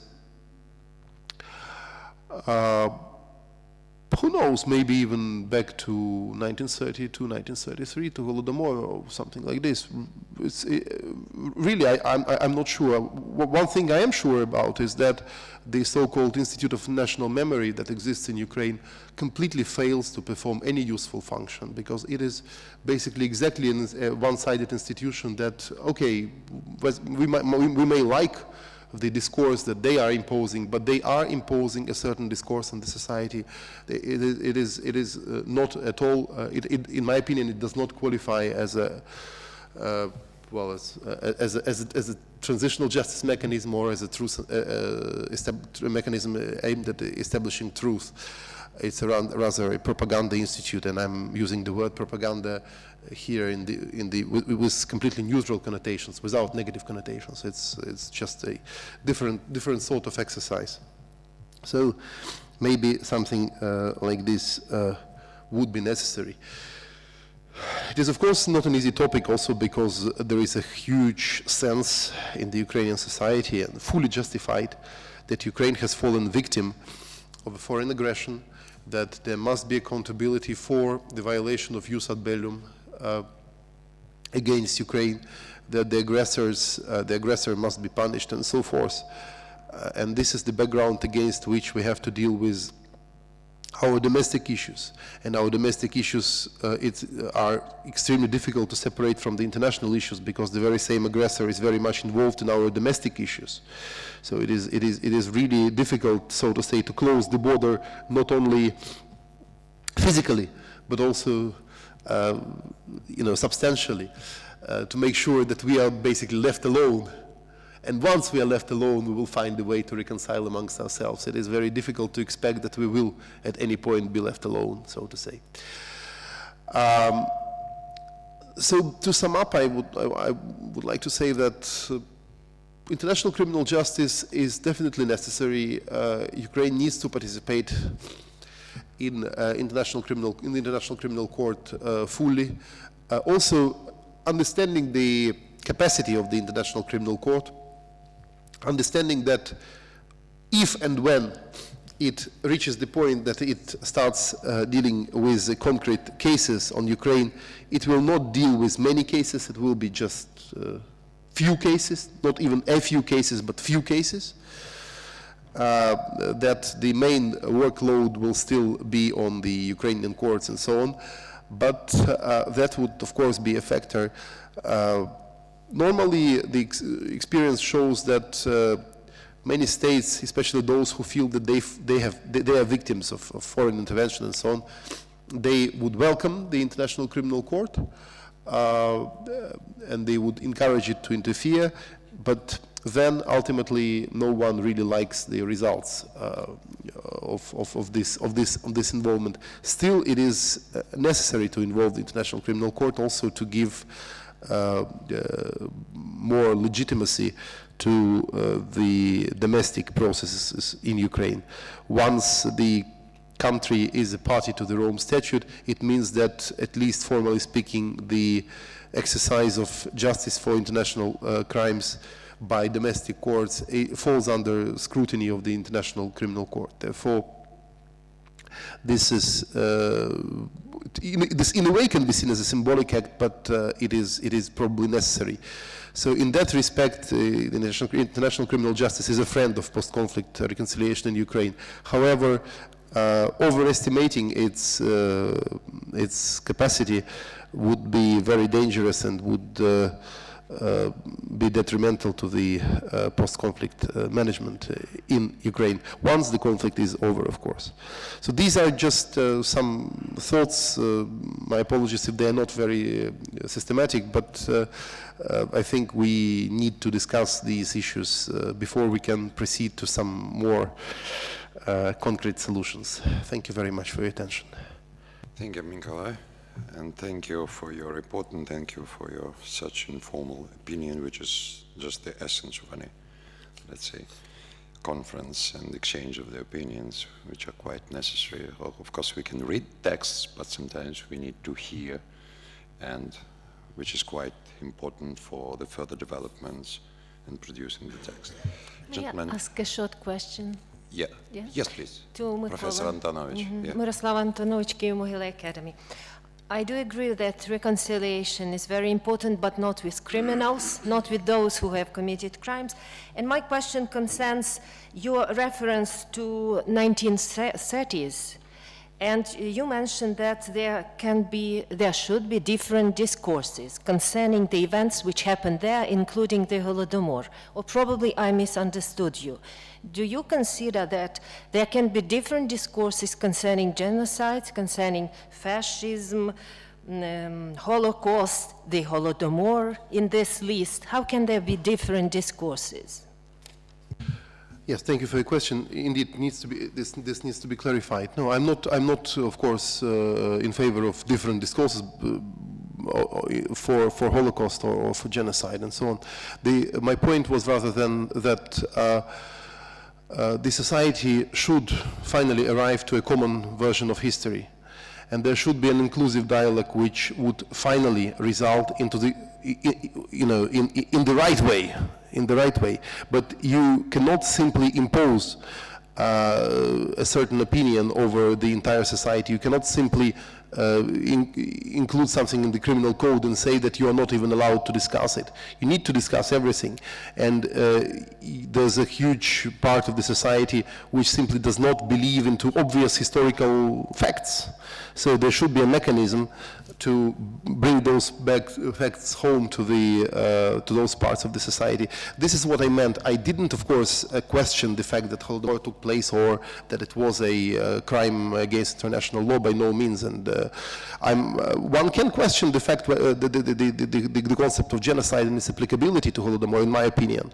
One can question it. One can question, forgive me for saying so, one can question whether the whole concept of genocide as such is useful. or rather it should be, the emphasis should be on individuals and on crimes against humanity rather, in all cases, not specifically for 1932, 1933, but in all cases. So this is something that can be discussed. We have had this discussion in Ukrainian during our previous meeting. I insisted back then, and I keep insisting that there are no such things that cannot be discussed.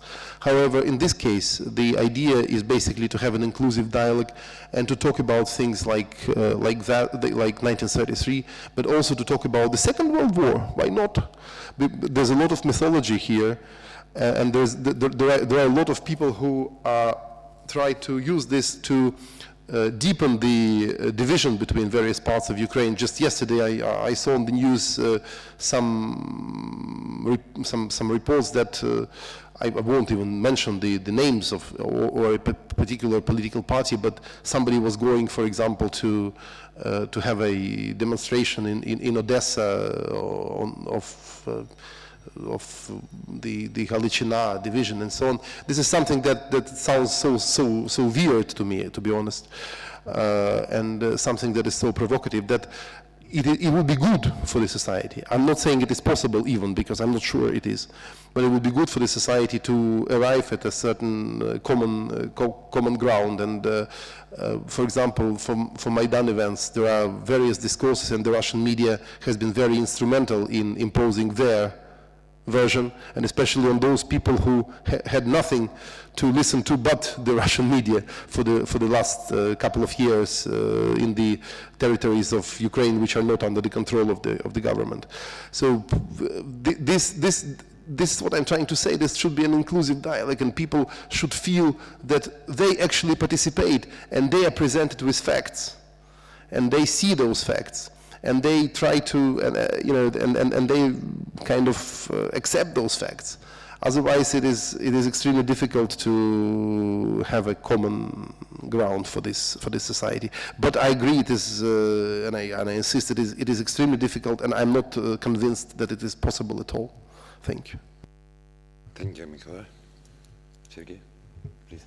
Yeah, just a brief statement on this issue of inclusive dialogue. So it's a contradiction to yourself, because if you say that we will not have the time of involvement of Russia in our international affairs, we could not be able to conduct some inclusive dialogue. So we have on the Ukrainian side, as I can say, to have some means of positive propaganda, like the Institute of like the institute that you mentioned, National Pamяти, of national memory.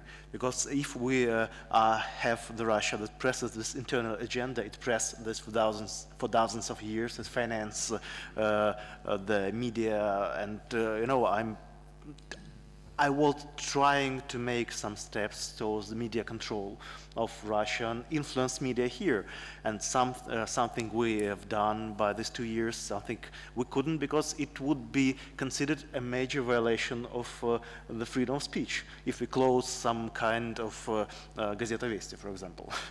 we can't do this because we're a democratic state. So it's not the discussion even about the mediation or the inclusive dialogue. It's the discussion, the first, if we couldn't, it's the discussion about the discussion of inclusive dialogue. Could we have the power and the means to discuss this inside Ukrainian society without the involvement of Russia? And how can we get rid of this involvement before we start the inclusive dialogue? It's just as a remark of my. And the second, theoretical questions, we won't take the situation in the east of Ukraine and shellings from one side to another. Let's take the case of Israel. This kind of example. We have Hamas and the Gaza sector and Palestine. The Hamas conducts the shellings from the civilian districts. Israel responds to this shelling by the shelling of the civilian districts, of targeting some Hamas sites that are at some schools and hospitals.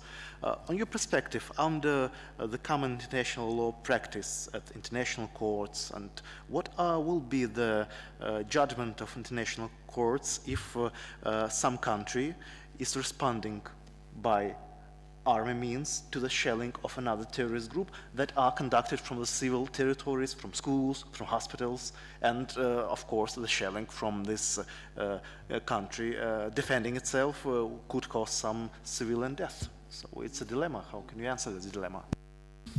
Okay. Yes, thank you very much for your remark and for the question. Concerning your remark, I don't think that these are mutually exclusive things, and this reverts me to the very first remark. We are simply on this stage of we are in the stage of the ongoing conflict, and we need first of all to achieve some sort of victory. And of course, we need to. I mean, Ukraine. We. It's a very bad habit, you know, by associating oneself with this we. But okay, I'm also a victim of it. Okay, we need to, in order to achieve victory, we need, of course, to use all the means we have. And the propaganda, in the positive sense, is something that is absolutely necessary, because the information warfare is super important. Therefore, this institute is useful. But it is not a post-conflict reconciliation machine. That's the idea. So of course, you need to counteract this propaganda, and it is very difficult to do so because the financial resources are, of course, very limited. Ukraine has basically got rid of most of Russian media in the country, to be honest. And that was done perfectly legally, I think, from what I can see. And that was, of course, the right thing. My concern is about those people who are in the territories which are not under control of the state, and where the Ukrainian media is cut off, and where they are being brainwashed every day. And how are you going to reintegrate them into the society? That's my main concern. But of course, no, we need to fight on all fronts, and including the information front. So this is not mutually exclusive. I was talking about post-conflict situation, and you are right. You are right. This is to a degree hypothetical, because one needs to imagine that we are left alone by Russia, and this is something that is hardly imaginable. And this also brings me back to the question of whether there's a victory, achievable victory, and what this victory would look like with such an opponent.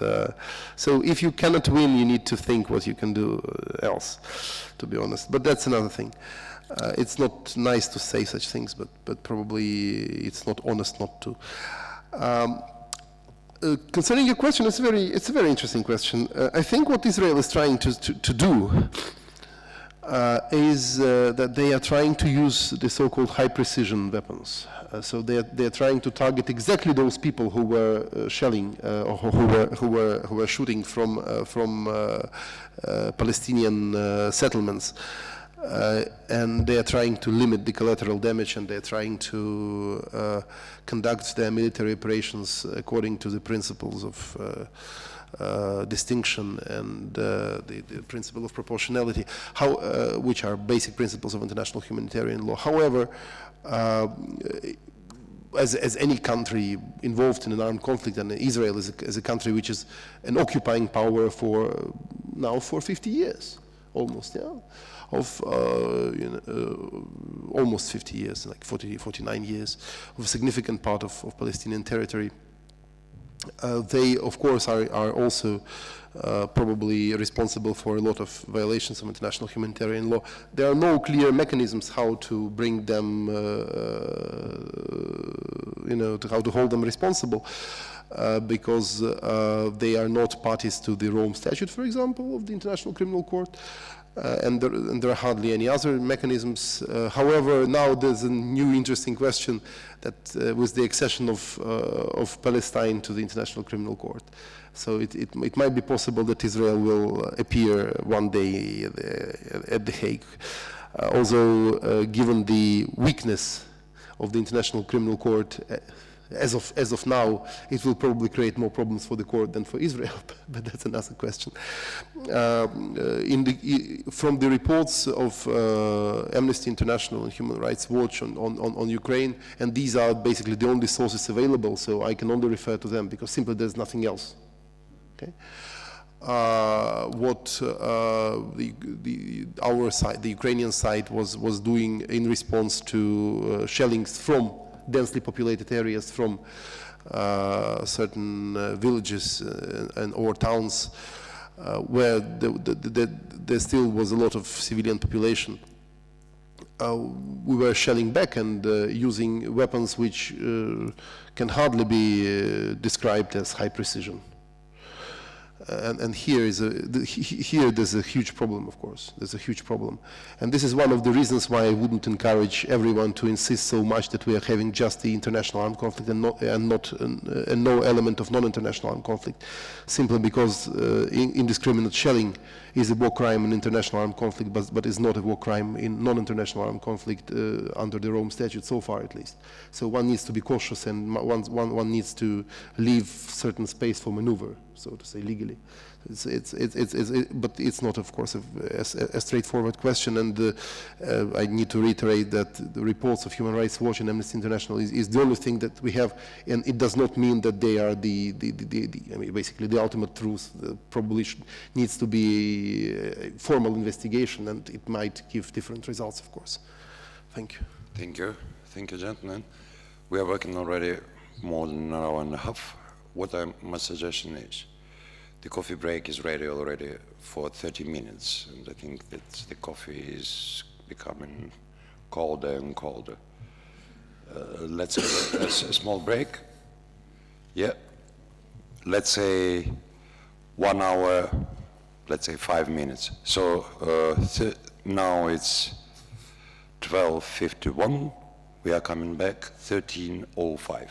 Yes? So it's 15 minutes. At my chair, yes, 15 minutes. 15 minutes, 15 minutes at my chair, 3:01, please. Coffee is ready and everything is ready. The sandwiches and everything, so please.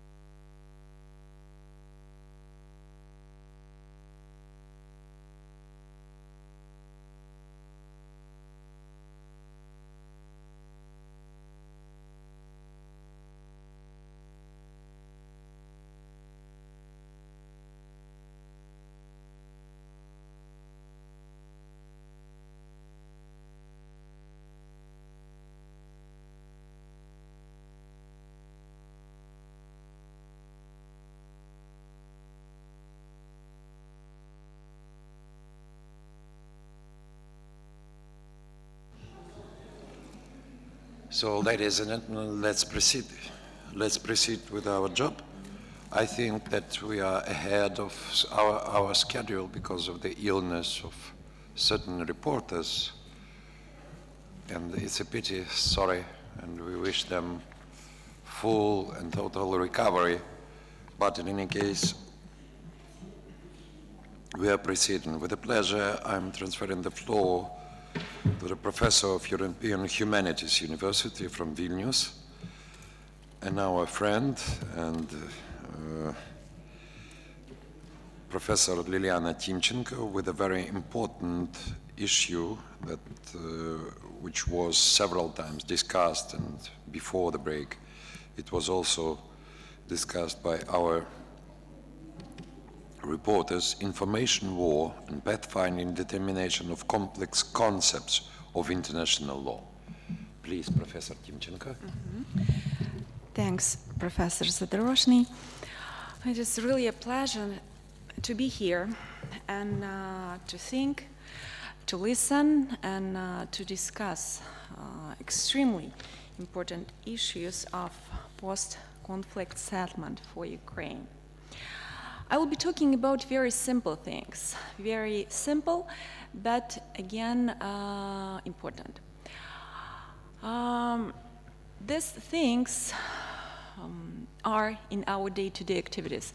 When you are switching on the radio, for example, Любимая radio, and when you try to find out what is on the south of Ukraine, what is the weather forecast in the south of Ukraine, you can find out that on the south of Ukraine you have just two cities, Kherson and Mykolaiv, but we do not have Odessa and we do not have any city of Crimea.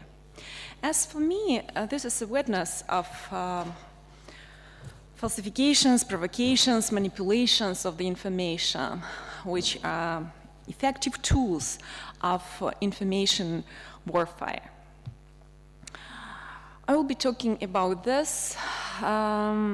Pseudoscientists are trying to prove clearly inconsistent positions, violating the rules of logic, ignoring legal facts and historical events. And here on the screen we can see one of the monographs, what you are familiar with, the monograph of Professor Томсинов «Крымское право» или «Юридические основания воссоединения Крыма с Россией», as well as his article materials which were published in the manual, not manual, journal of Moscow State University. Publicists fake documents and evidence to justify the legitimacy of the existence of political governmental structures or legitimizing events. Okay, it doesn't work. International lawyers, okay, here it is. International lawyers familiar with the case, which was told by German Professor Stefan Tallmann. It was on June 9th of 2006 when on the website of the Russian information portal Regnum was published an article containing the following information. I intentionally put here a Russian version of the document, but I'll translate it. In Washington was presented a scientific report, State Sovereignty of the Pridnestrian Moldovan Republic, in accordance with international law. It was drafted by a foreign expert group, scientists from the universities of Oxford, Stanford, Harvard, Cambridge, participants in the Dayton Agreements on Division of Yugoslavia: Stefan Tallmann, Christopher Gebel, Nancy Furman, Stephen Krasner, Andrew Lawrence, Michael Scarf, William Wood. Experts sum up for many years the international practice collected in charters allowed to list the criteria used to determine in the state a permanent population, a defined territory, a government, the ability to enter into relations with other states. Today, Pridnestrovia meets all the requirements. For several years, Stefan Tallmann had to explain to his colleagues and representatives of mass media that the scientific report, State Sovereignty of the Pridnestrian Moldovan Republic, in accordance with international law, did not exist at all. You can open this information right today and check it. In 2013, we Ukrainians have lost the information war of the Russian Federation. We didn't participate in it. We beheld as the staff of the Russian Cultural Center in Kyiv, within the framework of children's poetry competition dedicated to Vasyl Zhukovsky, talked about the excesses of the League of Nations. You will ask me what was in details. Actually, it was the day of commemoration of the Holodomor in Ukraine. Center staff have argued that main perpetrator of the Holodomor was a League of Nations. Why? Because League of Nations forced Soviet Union to sell arms. What was the conclusion? Oh, here's the picture and what was on the screen. Moreover, it is not necessary to seek help and support from hypocritical and deceitful states of the European Union. That's what was told by the representatives of the Russian Cultural Center. The only friends of Ukraine, was told, are Russia and Belarus. We were puzzled at that time. Our international law family was shocked by that information. We tried to stop that, Probably we were too delicate. Time passed. In post-conflict order, it is difficult to overestimate the role of researchers. One of the objectives of international lawyers is promotion of knowledge of international law. It is necessary to begin such a work with the key concepts like unrecognized states, the right of peoples to self-determination, just to avoid misunderstandings of our citizens. What does the concept of unrecognized state mean? From the perspective of political science, the so-called Transnistrian Moldovan Republic, Donetsk Popular Republic, and Lugansk Popular Republic fall into the category of unrecognized states, or in other terminology, de facto states or separatist states. Scott Pegg defines this notion as a secessionist entity that receives popular support and has achieved sufficient capacity to provide governmental services to a given population in a defined territorial area, over which it maintains effective control for an extended period of time. By virtue of a legal nullity and invalidity, the unrecognized state cannot enter into relations with other states. It is known ex injuria jus non oritur. Right does not arise from injury. The term unrecognized state, as well as the term self-proclaimed state, is not a legal one. The concept of unrecognized state is not a synonym for fragile state, as Professor Tomsinov said, failed state, weak and failing state, area of limited statehood. In the OSD definition of fragile statehood, we can find that states are fragile when state structures lack political will and or capacity to provide the basic function needed for poverty reduction, development, and to safeguard the security and human rights of their populations. As soon as unrecognized state is null and void, the fragile state is a legitimized actor of international society. It is formed legally and recognized by the majority of international law actors. The category of fragile states with very high alert and high alert includes, for example, Somalia, Afghanistan, Iraq, Pakistan. Russia was referred to the high warning category of fragile state. The term area of limited statehood was examined in details in the works of Thomas Ries, professor of international politics at the Free University of Berlin. He concluded areas of limited statehood concern those parts of a country in which central authorities, governments, lack the ability to implement and enforce rules and decisions, and or in which the legitimate monopoly over the means of violence is lacking, at least temporarily. Areas of limited statehood can be parts of the territory, provinces far away from a national capital, but they can also be policy areas, the inability to implement and enforce environmental laws. Who possess the right of peoples to self-determination?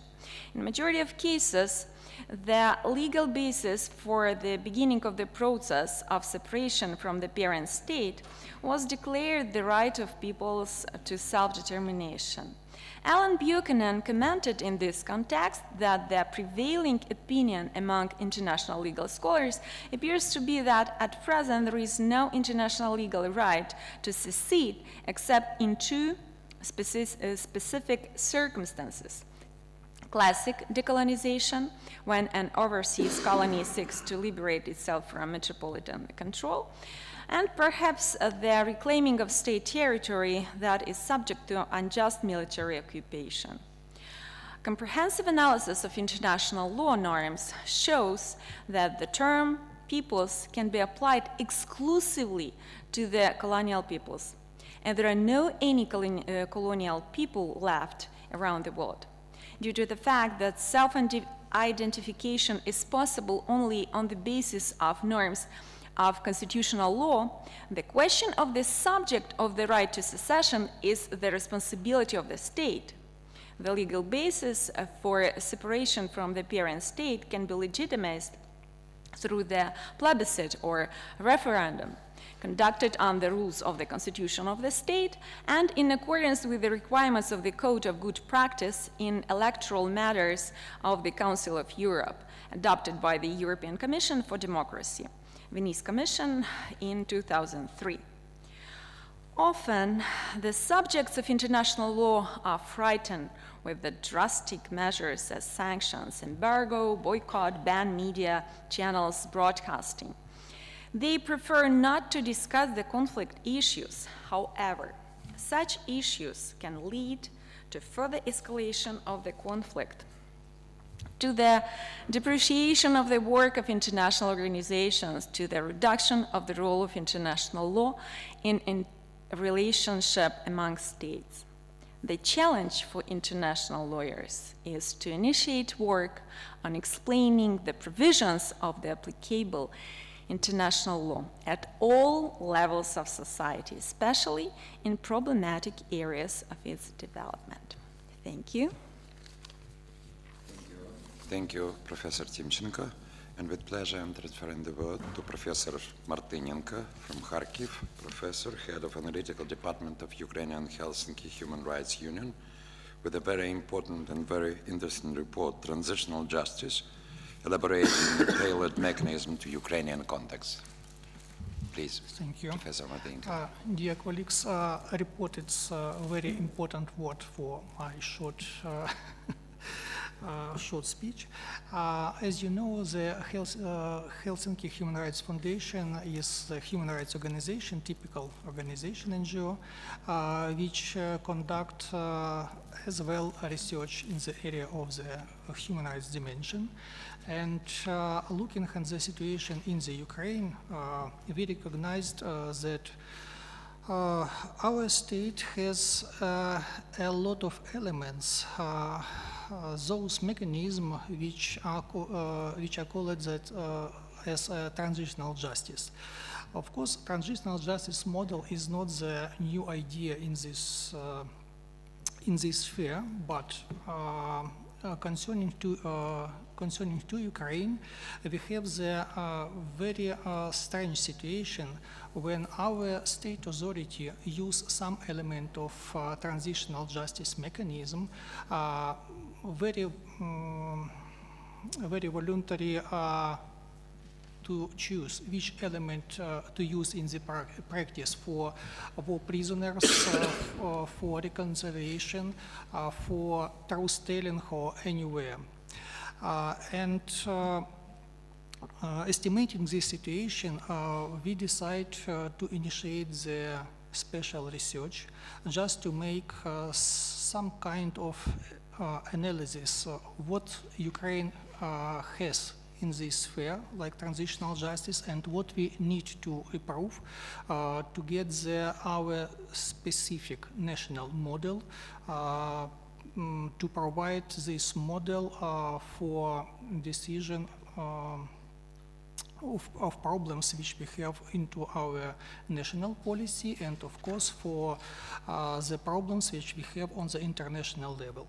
Of course, we are very open in this research for any experts from NGO, international organization, from the state authorities as well.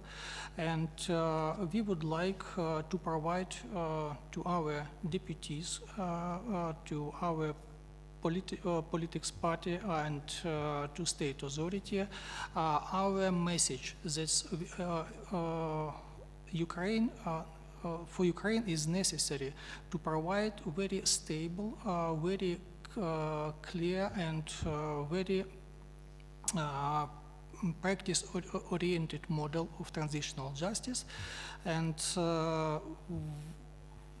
now we would like to provide not only the research which should end it by November, as I remember, by November, and for this period we would like to get some information campaign aimed to open some database from state security, from Ministry of Internal Affairs and our General Prosecutor Office. And we will be glad if you will support us in this area. Thanks. Thank you, Professor. For sure we will support. And I think that our Institute of International Relations has a very good, at least, intentions to the Helsinki group, and we are very proud of your presence here, and thank you very much again. And we are very proud that we do have a very good, let's say, historical examples of our cooperation and the common even drafts of laws which were prepared and introduced to the Parliament. With a pleasure, I'm transferring the word and give the possibility to talk to PhD, lawyer and NGO Decisive Citizens, Anna Zaporozhchuk, on the topic that the major legal problems of post-conflict settlement in Ukraine. Please, Anna. Thank you, Alexander Viktorovich. As we already said, the conflict in Ukraine hasn't ended yet. Okay. But our authorities must be prepared to post-conflict settlement, but we face a number of legal problems today. I'd like to focus on spheres of post-conflict settlement and talk about problems connected herewith. First of all, the first element of settlement is so-called DDR, disarmament, demobilization, and reintegration. Unfortunately, it is impossible to implement all these stages now because the conflict is still on. But Ukraine has to be ready to implement this process, especially on the legal basis. Unfortunately, there is no connection between disarmament process and the security sector reforming that is crucial for stability after conflict. Besides that, the organized criminal groups are the barrier toward the post-conflict recovery and reconciliation. The weak Ukrainian economy is unlikely to offer effective economic motivation for ex-combatants. There is no prescribed mechanism of DDR in Ukraine now, and one of the challenges and the urgent tasks for today is to work out and implement the basic elements of disarmament, demobilization, and reintegration in future. The next sphere of post-conflict settlement is amnesty. On September 16th, 2014, the Verkhovna Rada of Ukraine adopted the law of Ukraine on preventing persecution and punishment of participants of events on territories of Donetsk and Lugansk regions. But this legal act is criticized recently and has a lot of disadvantages that should be taken into account and improved. First of all, experts believe that this law is impossible to implement as it doesn't provide for a legal mechanism to verify compliance on the part of individuals who are exempt from responsibility or punishment under Article 1 of this law. The law doesn't contain mechanisms for its implementation. It does not provide any guarantee for safety of such persons, which is also a disadvantage. So the adoption and workout and adoption of a new law on amnesty is an urgent and one of the first steps to be taken. Of course, the above-mentioned legal act is not perfect, but it is. I'm optimistic, and I think that it is first step toward the implementation of Minsk agreements. Anyway, what about new law on amnesty that should be adopted? First of all, two main preconditions must be taken into account. First of all, the conditions of amnesty and the time framework should be envisaged. Taking into account the lack of trust to Ukrainian judicial system, the establishment of new authority like the Truth and Reconciliation Commission also will be preferable to consider in this new legal act. The participation of international community is preferable also. The next sphere that is far more important is economic problems and their impact. The Executive Secretary of the United Nations Economic Commission for Europe, Christian Friesbach, recently said that the solution of economic problems should be the basis for post-conflict settlement in Ukraine too. It is crucial to establish a trade regime that would facilitate the trust and transparency of trade. That is why the new law or amendments to the existing laws in force of Ukraine on such measures of border control, clear and well-defined procedure of custom transit must be also adopted. The high necessity of trade development, economic growth, and creation of jobs in all regions of Ukraine is also obvious. Many experts also talk about elections at the temporary occupied territory of Donbas and Lugansk regions. But there are also preconditions for the elections to be held. First of all, the demilitarization of this territory, control over the state border by Ukraine, and participation of international institutions in this process. Without implementation and execution of these preconditions, it is impossible to talk about fair and democratic elections in this territory. That is why this field is also the room for working out and adoption new laws or maybe amendments to the existing laws. There is also an idea to integrate representatives of international organizations to guarantee the legitimacy of elections, not only to monitor or to participate in preparation of election, but also to take part in these elections as the members of commissions on different levels. Maybe in these extreme circumstances, it is crucial and important. Besides that, the return of internally displaced persons and refugees in their cities, towns, and villages is also important. Ukrainian authorities on legal basis should guarantee the safety of these persons and their participation in democratic process and elections in Donbas and Lugansk regions. Besides that, a lot of experts talk about decentralization. The first steps of decentralization reform in Ukraine took place last year and keeps on. The Verkhovna Rada of Ukraine has adopted the amendments to the tax and the budget codes concerning financial aspects of local self-government, and the official course of Ukrainian authorities is proclaimed as decentralization. First steps, as I've mentioned, had already been taken place, but many experts criticize this and tell that the coordination and reconciliation that are the basis of decentralization are not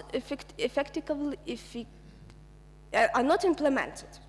The parliament adopted the changes, but there is no unified center for the coordination. The ministers didn't take the responsibility for this, and that's why they're afraid that this reform may fail. one of the most urgent problems of Ukraine that has its impact on every sphere of social and economic life is corruption. And that is why these aspects should be also taken into account during the post-conflict settlement. The state emerging from conflict generally have very weak institutions and an influence of outside funds. These two reasons give the room for corruption appearance in Ukraine. That is why this field should be also taken into account, and a new mechanism of combating corruption are also worked out. So, to sum up, I'd like to introduce some measures that also should be taken to improve the situation. First of all, to adopt new laws on amnesty and other issues, for example, economic aspects. The second one, to work out a comprehensive disarmament, demobilization, and reintegration strategy. Ukrainian authorities should be ready to assume responsibility for such process, even if the international mission plays a key role. The third one, control of the state over the state border is a key precondition for post-conflict settlements. And so we should take all possible measures on different levels to have this control. And the fourth one, the security sector reform and combating corruption are the key elements of a post-conflict settlement too. Controlling the border, controlling the border, controlling the border. That's the key question of our conflict, because we understand that the sources of this conflict are outside the country, first of all. Sorry, Anton, you have changed the place because I was looking there, you were not sitting there, and that's why I've missed you, and I'm giving, with the pleasure, I'm giving the floor to PhD international assistant professor of our chair, with a very important, very interesting topic, possibilities and obstacles of applying transitional justice mechanism in this situation in Donbass. Please, Anton Karinevich. Thank you, Professor Zadorozhny. And first of all, I really want to stress the importance of this event and of this whole post-conflict settlement center.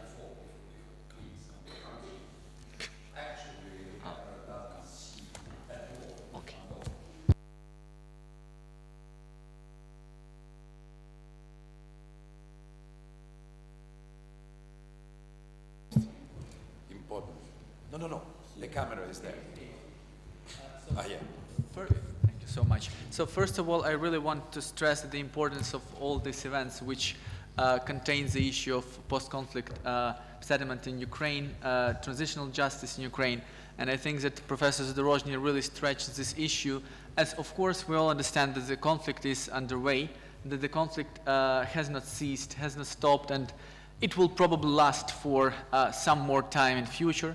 But of course, the issue of post-conflict settlement and transitional justice will come into arena if we don't want the conflict in Donbass to turn into Transnistria conflict or Nagorno-Karabakh, if we really want to it to differ from those, let's say, so-called frozen conflicts, and if we really want to make it easier and more democratic for our country. So if we see now the situation in Donbass, in Donetsk and Lugansk regions, I think we might talk about possibilities and also about some obstacles and challenges which arise concerning the issue how to deal with this situation, how to settle this conflict, or how to really move forward to, let's say, integrate these Ukrainian territories back again to Ukraine. Concerning possibilities, I think that several of them are, of course, obvious for us, but still we need to stress upon them. First of all, we are not the people who differ a lot from each other. I mean, Ukrainians live both in the center, in Kyiv, in west, in south, in the east. So we don't have these differences in ethnicity, religion, I don't know, cultural language level. So we really have a lot of in common when we talk about cultural and traditional life of Ukrainian people. So we really don't have these differences as these differences arose, for instance, in Yugoslavia. And it's actually appealing that a lot of international experts concerning the Ukrainian situation very familiar to Yugoslavian one. No, it is not familiar, because really they have different ethnicities, different religions, different cultures, traditions. And here in Ukraine we don't have this. And unfortunately, most of them, to whom we talk in Kyiv at least, they consider that we are quite familiar to, let's say, Bosnian situation. So, of course, I think we should take this international approach into account and probably to change somehow it in future.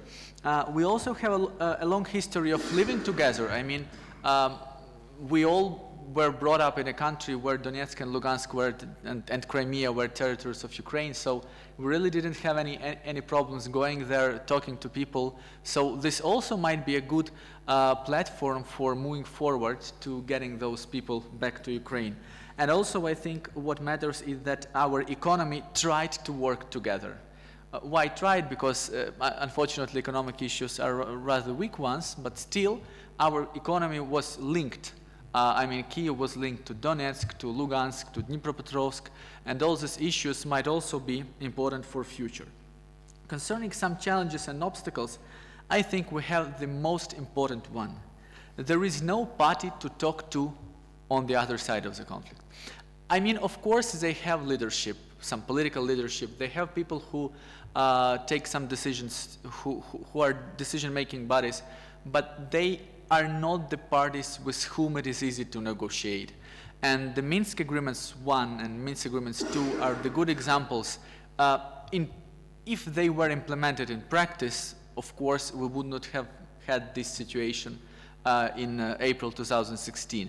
The very big problem, I think, is that those leaders of these self-proclaimed territories, they do not fulfill their moral, political, legal, whatsoever, any other obligations, so they do not know what is to fulfill commitments, what is pacta sunt servanda.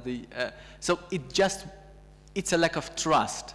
So I think that, of course, if some other people lead those self-proclaimed territories in future, which would be more reliable, probably this could lead us to some better result. The second obstacle, of course, is a total control by Russia. Russia, who blocks all the platforms on the international arena, who also has a big emphasis on Ukrainian minds across Ukraine. Unfortunately, Russia is there, and of course, and we Ukraine, like Mykola Hnatovsky, Ukraine doesn't have the strategy how to deal with this issue of Russian control over those territories.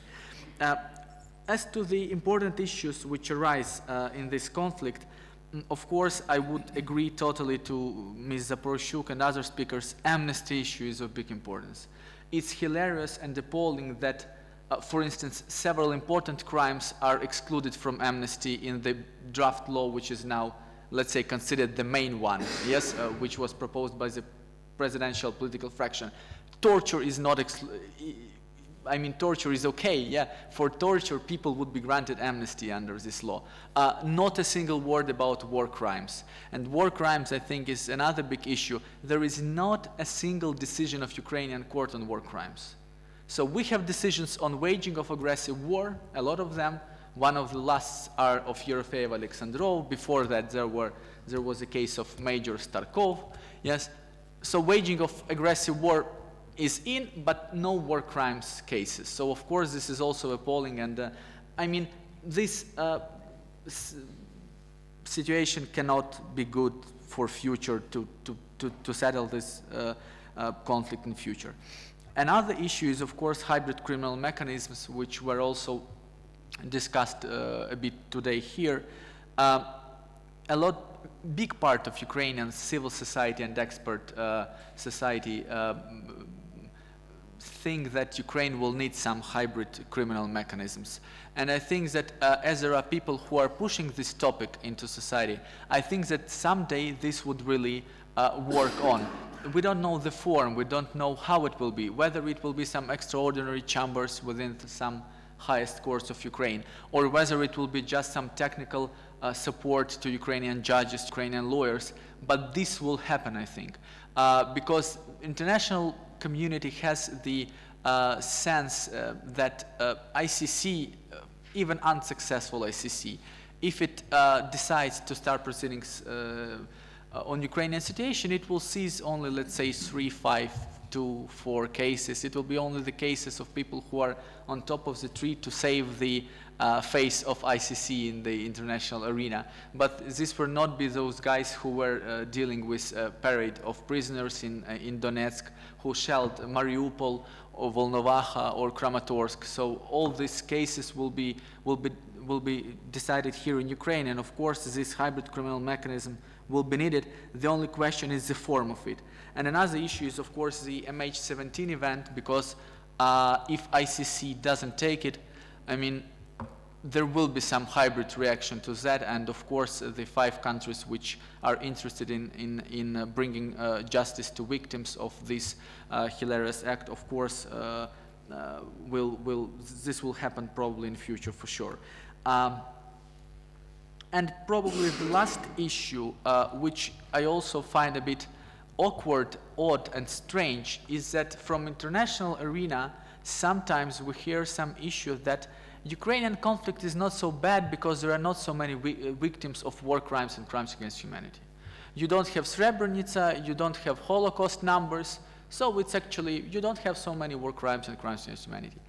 And of course, I think, and this is one of the main aims of this center, which was created by Professor Zadorozhny, to show to internationals the real picture of Donbass, because of course all these reports of United Nations Human Monitoring Mission, they are important, but probably really to show that scale of chaos and that real situation which is happening there, to show that really both Ukraine and the international community, we need to do something in order to bring justice, bring peace, and also to restore some links with those territories which are not now controlled by Ukraine.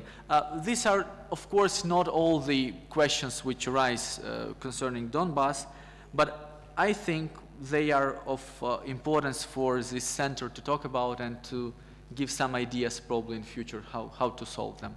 Thank you for your attention. Thank you very much, Dr. Korynevich.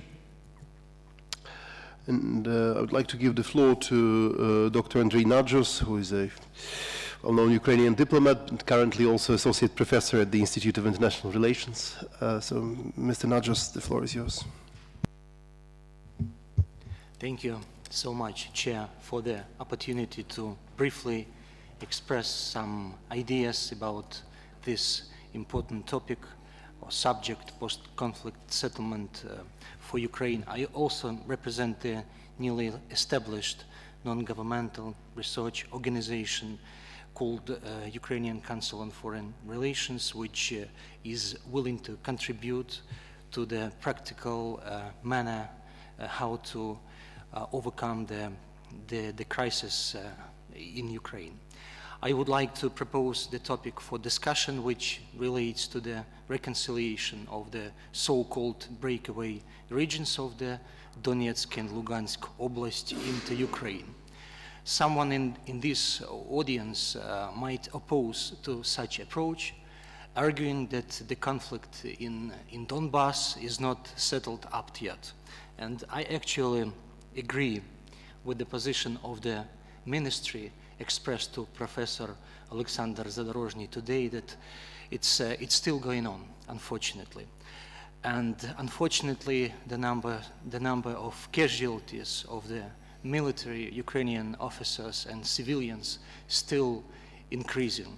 We also hear practically on the daily basis the information about the shellings in the Donbass. The infrastructures are also being ruined dramatically. The sides of the conflict have not even yet reached the full-scale agreement regarding the exchange of hostages that creates additional distrust atmosphere on the both sides of the conflict line. But the main challenge remains to be connected not with the military confrontation, Foremost, it relates to the distrust among people who lives in Donetsk and Lugansk and the people who live on the so-called continent of Ukraine. Just imagine in which situation both sides of the conflict exist those days, after almost 2 years of the very intensive bloody conflict, in which thousands of people were killed or brutally tortured or murdered. There are no even tiny signs of the practical readiness to conduct the dialogue about the exchange of hostages. Under those military and political exceptional circumstances, any further debates about any further political dialogue regarding reconciliation doesn't seem as a soon reachable goal. It's a truth which exists despite of our perception of the current developments in the Donbas region. Let's call it like a temporal political deadlock. But I don't want and I do not intend to paint the future of our country in dark tones. What we have now in the Donbas is what somewhere and already occurred, even in the recent history. I don't want to dwell on the Balkans' history of dissolution, which caused to the elimination of the former Yugoslav Republic from the geopolitical map. The example of reconciliation of Srpska Krajina into the territory of Croatia in '95 is a well-known story.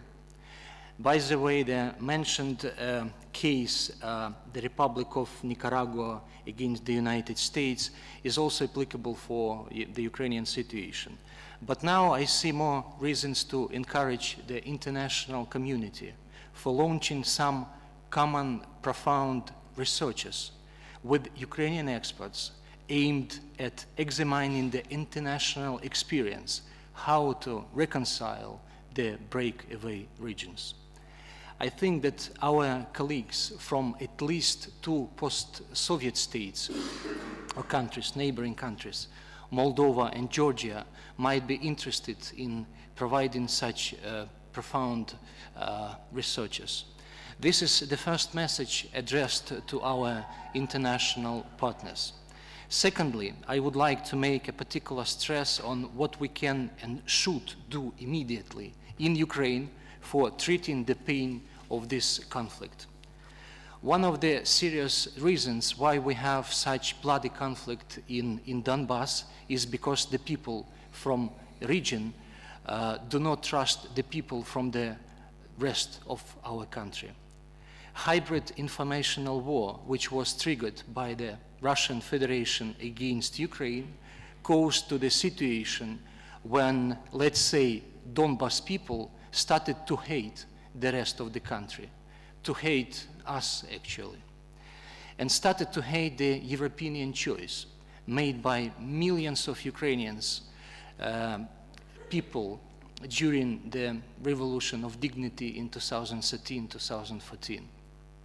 The Donbas people, for example, believe that rich Russia is easily able to make them richer and healthier and happier.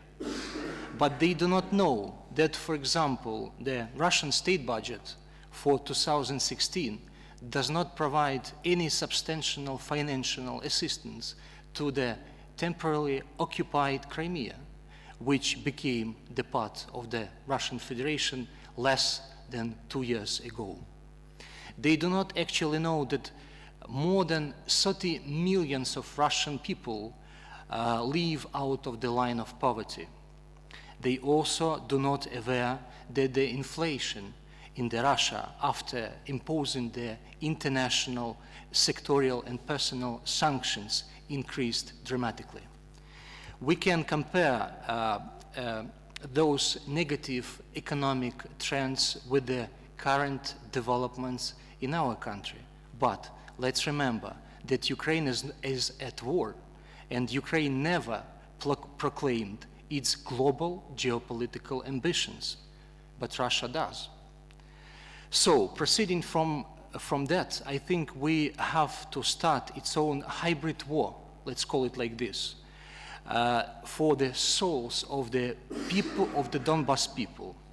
That is what international experience tells us, and it echoed with what Professor Mykola Gnatovsky recommended and precisely described in his presentation. That means that we should use the figures in our debates about the future of the breakaway regions. For example, the comprehensive statistics which cover the following should be prepared, like GDP per capita in the EU member states and in Russia, the quality of foods existing in the EU member states and Russia, the quality of medical care system, how many swimming pools, for example, have been built in the EU member states and in Russia per 100 people, and etc. I can continue to make some examples. But it means that we have to start do very simple things. We have to start saying to the people of Donbas the truth. More, no more, and no less. That's also what the international experience tells us. Such information should be, for example, disseminated in the schools located in the front line, in the maybe even trains going to the east of our country. Another step is engage representatives of the high school from Donbas to the wide-scale debates in Ukraine about the future of our common country. They should feel themselves important persons and people who bear its own responsibility for the reconciliation process. The development of the personal network, very on the local level, on the level of Donbas, looks like a short-term priority for Ukraine and for us. Thank you. Thank you, Professor Najos, and very interesting and very, let's say, green, in any case, because considering what we are receiving through media, the situation sometimes it's much more worrying and much more serious than we consider. Of course, that's the question. That's the question, not only theoretical, but the practical, and very, very important to all of us sitting here and discussing the theoretical problems. And thank you very much again that you have pointed out to us the importance of these tasks. And let me transfer the floor to a PhD international law assistant, International Law Department of the Institute, and I will say the second secretary of Ministry of Foreign Affairs. Maria Kozakova, with a very important report that Ukraine's road to peace, specific barriers on the way. Please, Maria. Thank you very much, Alexander Viktorovich, dear colleagues. I'm very happy to be here, and unfortunately, I cannot be absolutely sure that I'm here on behalf of the Ministry of Foreign Affairs. However, I cannot mention that I have focused on some political aspects, which of course are relevant for the Ministry of Foreign Affairs, probably in a lot of cases more than others in comparison to others. My colleagues have already said a lot of very essential things regarding the conflict, and of course we cannot forget that the post-conflict settlement reconstruction is an essential stage, but sometimes it lies on the it's on the verge of settlement of the conflict itself, and probably the features, the aspects that I'm dealing with are exactly these features on the verge of these two important missions. And as my colleague Anton Korinevich mentioned, yes, the problem that Ukraine is facing at the moment is so difficult. The hybrid conflict is unprecedented, and I will put it in the words of one of the leaders. It is the level, how perverted the conflict is, and I will put it in the words of Minister of Foreign Affairs.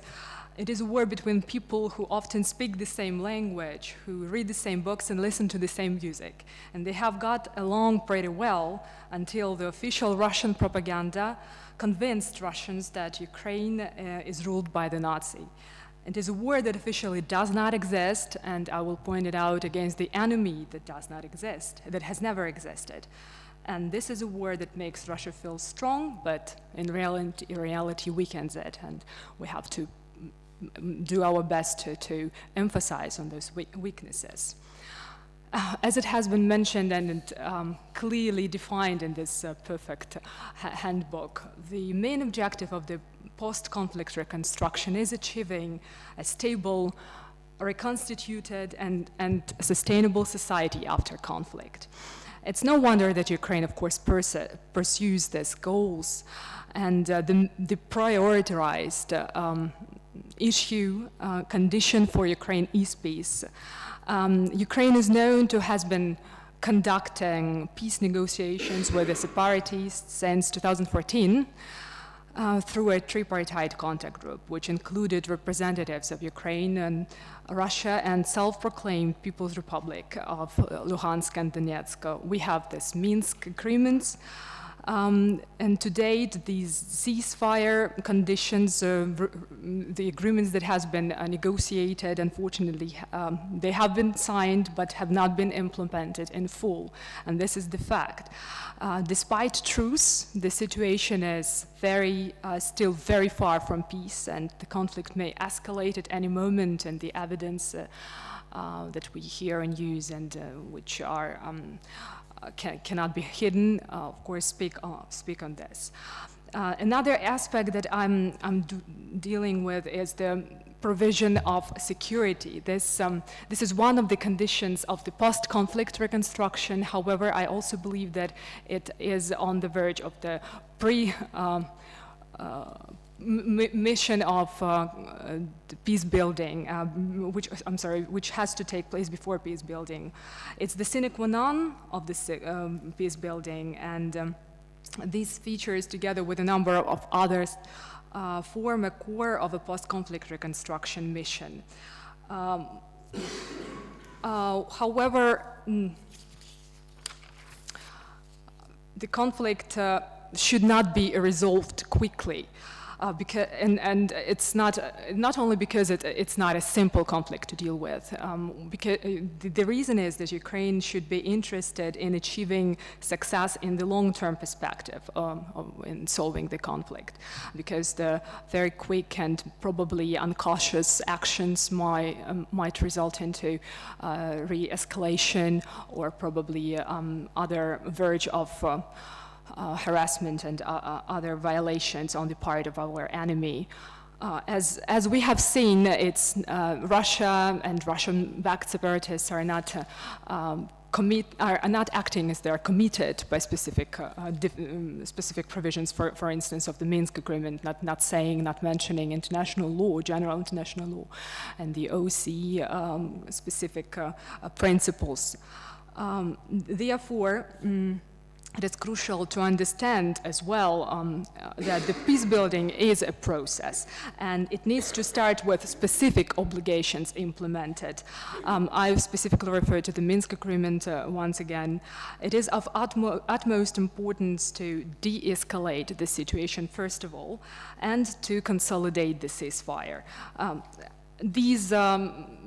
These conditions take their appropriate place in the Minsk agreements. However, they are very difficult to implement, as we may see.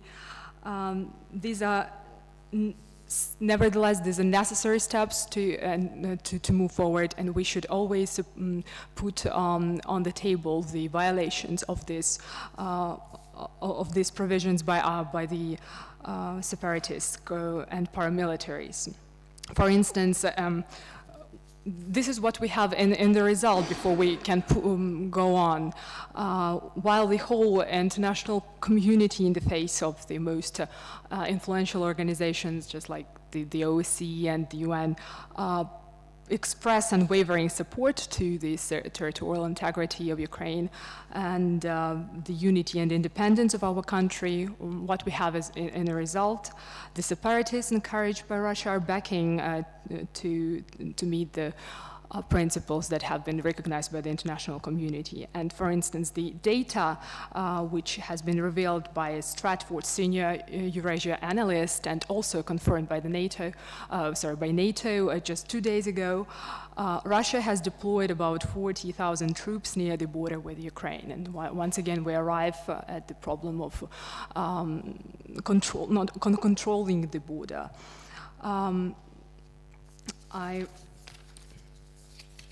In addition, according to the data which has been revealed by the Ministry of Foreign Affairs and by the State Border Guard Service, the Stanitsa-Luhanska control point of entry and exit suspended its work due to the constant militant shelling of the adjacent area.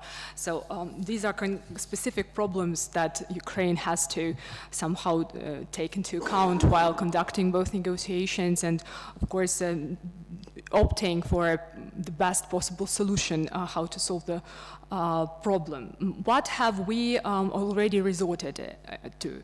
And by we, I of course refer to the highest rank officials of our country, because the government and the president have already had their say in the situation.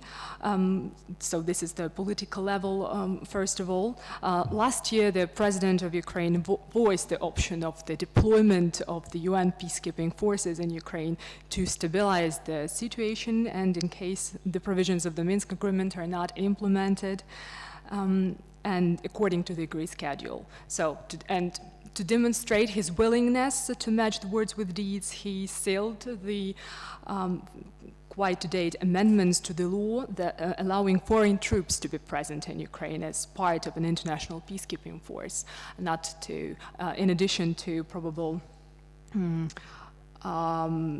deployment of weapons, potential deployment of weapons of mass destruction on the condition Ukraine will monitor their stay on its territory. However, we all know that such decisions are taken are decided by the Security Council, and despite it has been clearly fairly noted by our former representative to the UN, to Yuri Sergeyev, commitment to peace, Russian commitment to peace in Ukraine would be shown by support for UN peacekeepers. And we cannot but I agree with this. However, Russia makes every effort to block UN peacekeeping mission deployment in Ukraine, and we have to leave probably this option aside. Another move that has been demonstrated by our officials, by our leaders, is addressing the EU with a request for the expansion as an EU and the OC as an alternative to expand the mission here. So Ukraine's foreign minister sent a letter to the EU foreign policy chief requesting possible peacekeeping mission with a framework of joint security and defense policies to monitor events in the Donbass. We all know that this practice the EU has resorted to this practice before, and currently even the EU mission is operating in Moldova on the border with Ukraine. The EU operates also further police missions in Afghanistan and Kosovo and Palestinian territories. In a nutshell, they have shown quite great results, especially with respect to the mission in Indonesia, which by NGO experts and other influential figures is believed to be one of the best possible option for Ukraine, probably a precedent for Ukraine also to look into, should such a decision be adopted at the level of EU. Once again, I will refer to the ambassador, Konstantin Yeliseyev, who, of course, on behalf of Ukraine is trying to put such ideas forward, to push them in daily negotiations and at the relevant structures. Why shouldn't, he specifically mentioned that the EU had built up strong peacekeeping experiences in places like the Balkans. So why shouldn't the EU do that in Donbass? He asked. Well, he also explained that such an operation would contribute to the restoration of peace and stability in eastern Ukraine through the creation of proper political and security conditions for the successful implementation of the mentioned Minsk Agreement in support of the OSCE Special Monitoring Mission, which I will also refer to in a while. But we all know that EU diplomats in Brussels point out that a massive contingent of UN and NATO soldiers were deployed in the Balkans conflict first. And the EU police missions, it's important to remember and to keep in mind that they have more to do with civilian reconstruction, they say, and the situation in eastern Ukraine is another matter. Nevertheless, Ukraine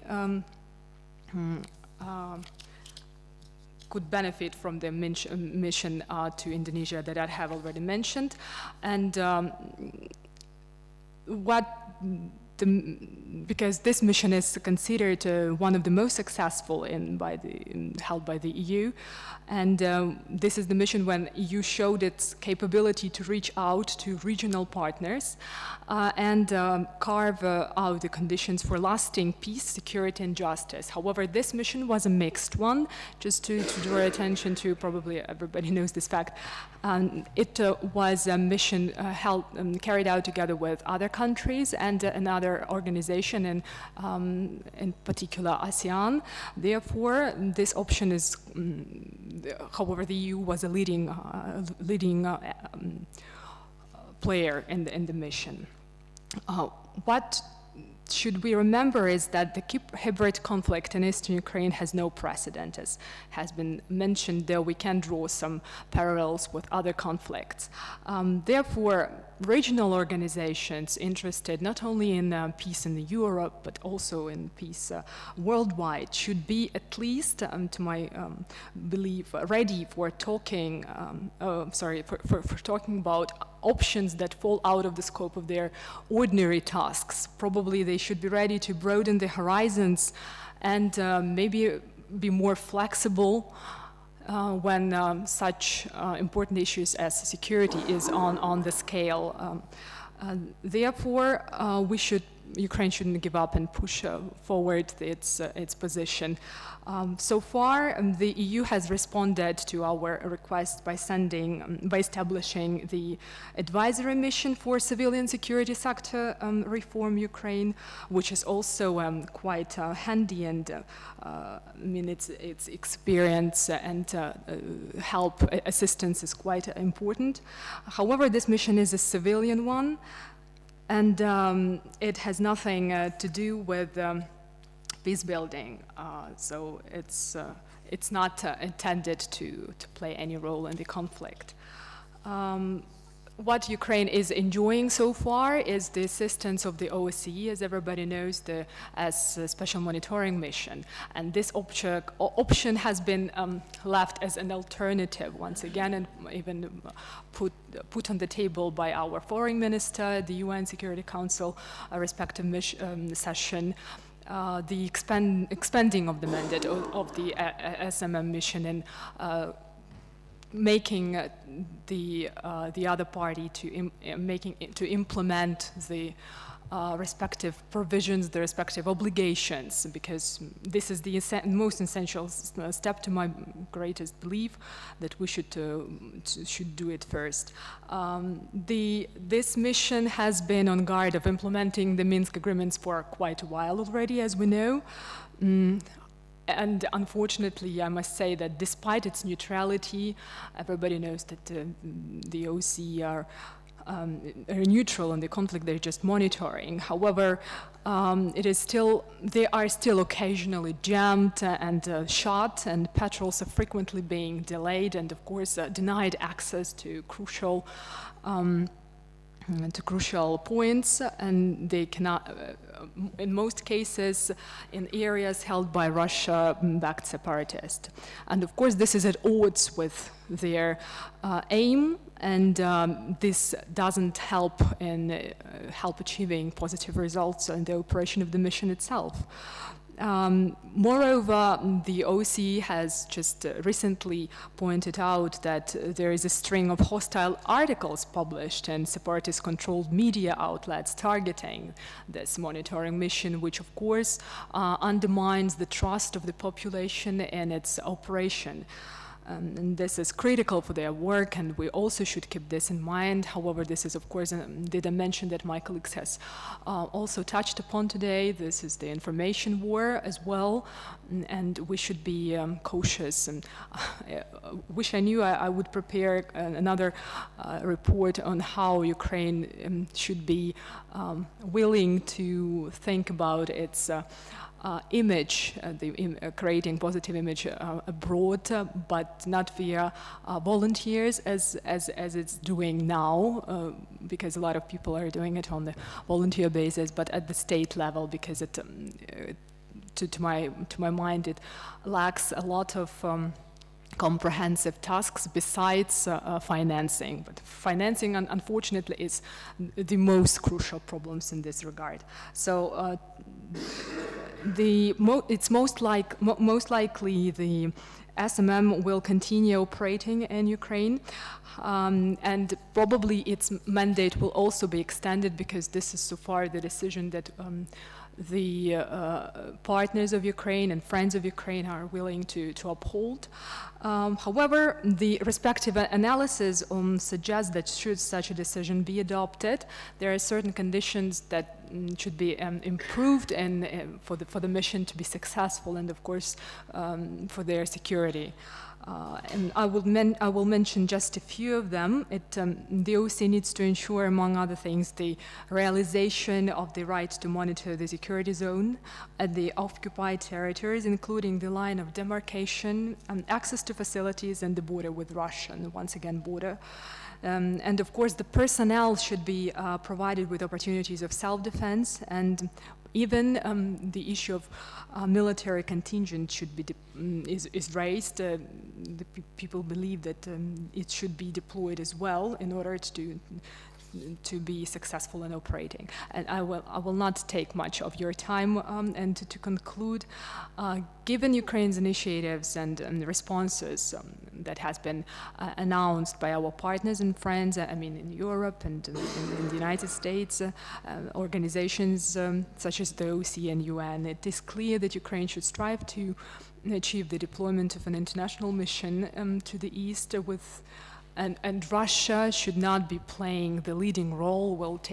Such decision is on the table, discussed by our partners. We should be trying to put forward our conditions, and of course, unfortunately, we should keep in mind that we are not in our maybe in most influential position now. We're in a weaker position in comparison to other states. However, we still should be quite comprehensive and consolidated and just as sure in ourselves as ever. Thank you very much for your attention. Thank you, Maria. And the very important task which we are touching here today, and I wish we will have the possibility to discuss it further on, maybe in our future meetings. This is the question what we will do with the weaponry, which will be, and which is still in the region, and which is still in the country. We know about the increasing number, and dozens of times they increase the number of weaponry which is distributed among the population, but the case obviously is much more serious in the district of anti-terrorist operation. And this topic is discussed in the report of a PhD on international law associate professor Mr. Levin, and the topic is international law on the post-conflict cleanup of weaponry. Please, Anton. Thank you very much for the floor. To seriously discuss the issue of weaponry, one is supposed to possess some special information Therefore, I'd rather propose that we keep in mind several legal issues. Well, first, a short introduction. Several reporters have noted that the issue of Donbass is not typical, and I agree with that, but the issue of cleaning up is probably standard for all conflicts, irrespective of the political context.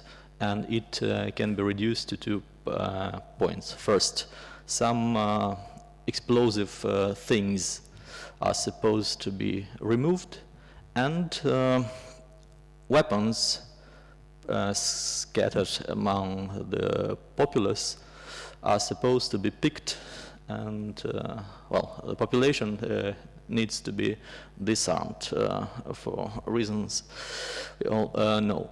And then the first aspect has its legal framework, which can be effectively exhausted by the reference to 2 protocols to the Convention on Conventional Weapons, CCW.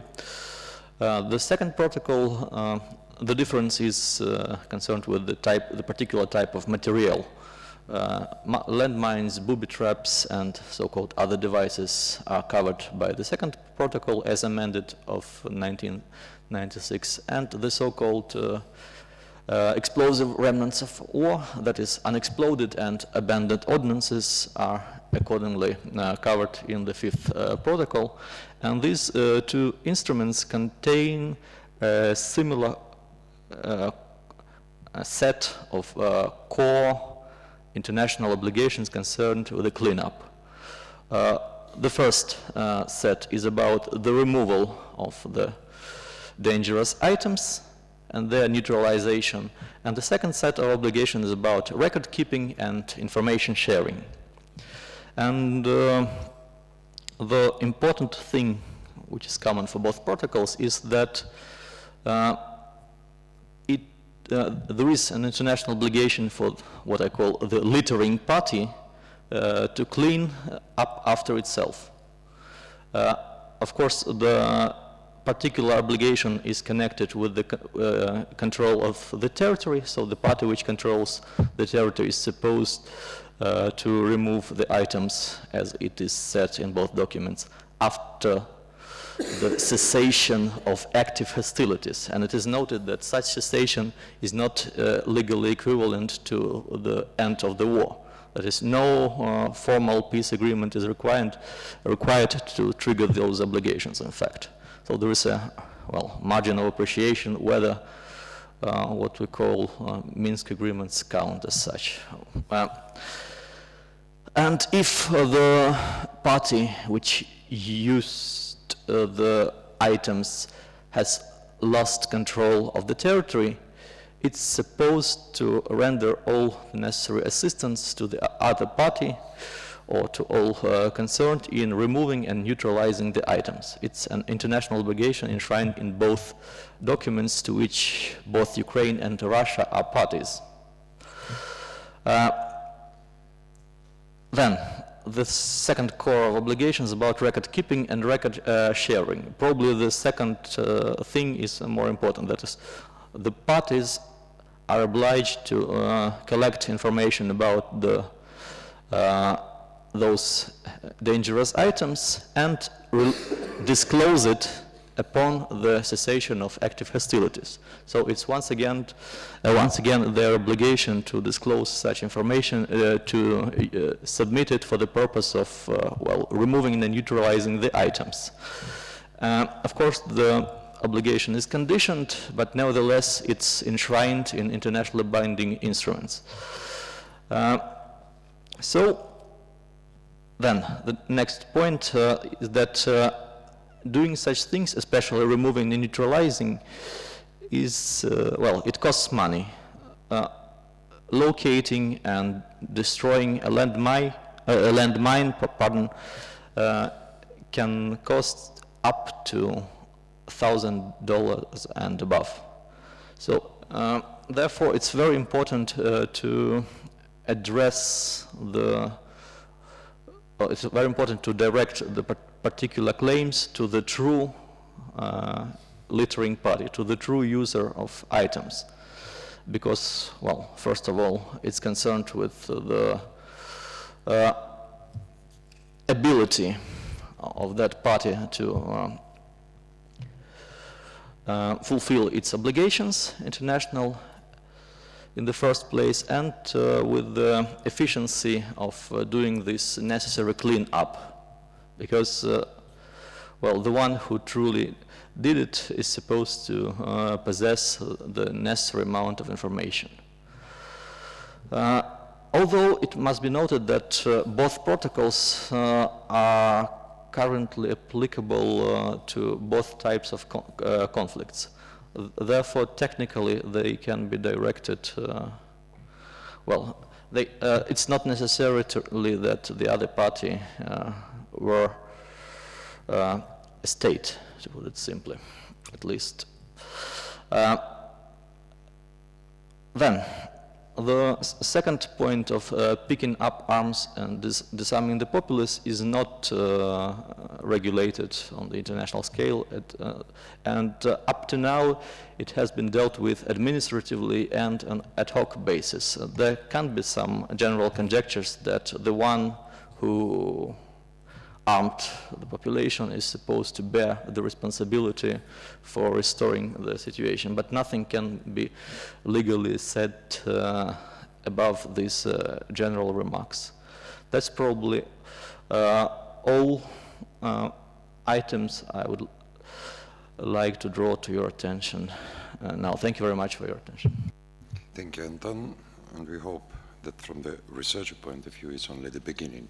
So the article will be much longer, and I hope that that will help to shorten this procedure in time, in reality. Dear colleagues, we have finished everything which was in our agenda, and let me just to say a few words, because together with Natalia Derenets, who is present here, we have prepared a special report, but I have omitted giving the floor to the others. And the name of our report is International Law in Post-Conflict Management. Just only 3 points which we are trying to stress in this report. First thing, that international law has something to do with post-conflict management, and the international law just not only creating the basis and the principles, it gives very important objectives and creating the framework of the post-conflict solutions and settlement and regulations. And the third thing, which can be found and which is the name of our conference, that's the examples in international sphere which can be considered like an examples of best international practices. As an example of best international practices, I would like to draw your attention to a very important event which have taken place in South Korea just a month ago by a very interesting non-governmental organization which name is Heavenly Culture, World Peace and Restoration of Light, and its chairman, Mr. Lee. It was initiated several years ago, the preparation on the declaration of peace and the cessation of war. And on the 14th of March, the declaration of peace and cessation of war was adopted in a big gala conference in South Seoul. In this event, there were a lot of international guests present, and Professor Timchenko, Leonid Timchenko, was also representing the Ukrainian Association of International Law, and we are connected now with this non-governmental organization and the participants of that particular fora, which gives an example of active participation of non-governmental organizations in very, very important questions. And this declaration of peace and the cessation of war as a means of international policy is a very interesting and important document which is circulated all over the world and is supported by by a lot of activists, and the attention to such an important initiative is transferred to Ukraine. And as I would like to finish our conference with the words of Mr. Lee, which is simply the following: as people who share this earth together, the duty appointed to us is to preserve the natural principles and rights of mankind, as we have seen from the past memories of our forefathers, to ensure that our future generations do not enter such periods of darkness depends on how active we remain to protect what is right and just for humanity. Chairman Lee. And let me, on this pathetic and very truthful words, finish our conference. Thank you very much for all of you taking part in it. Thank you.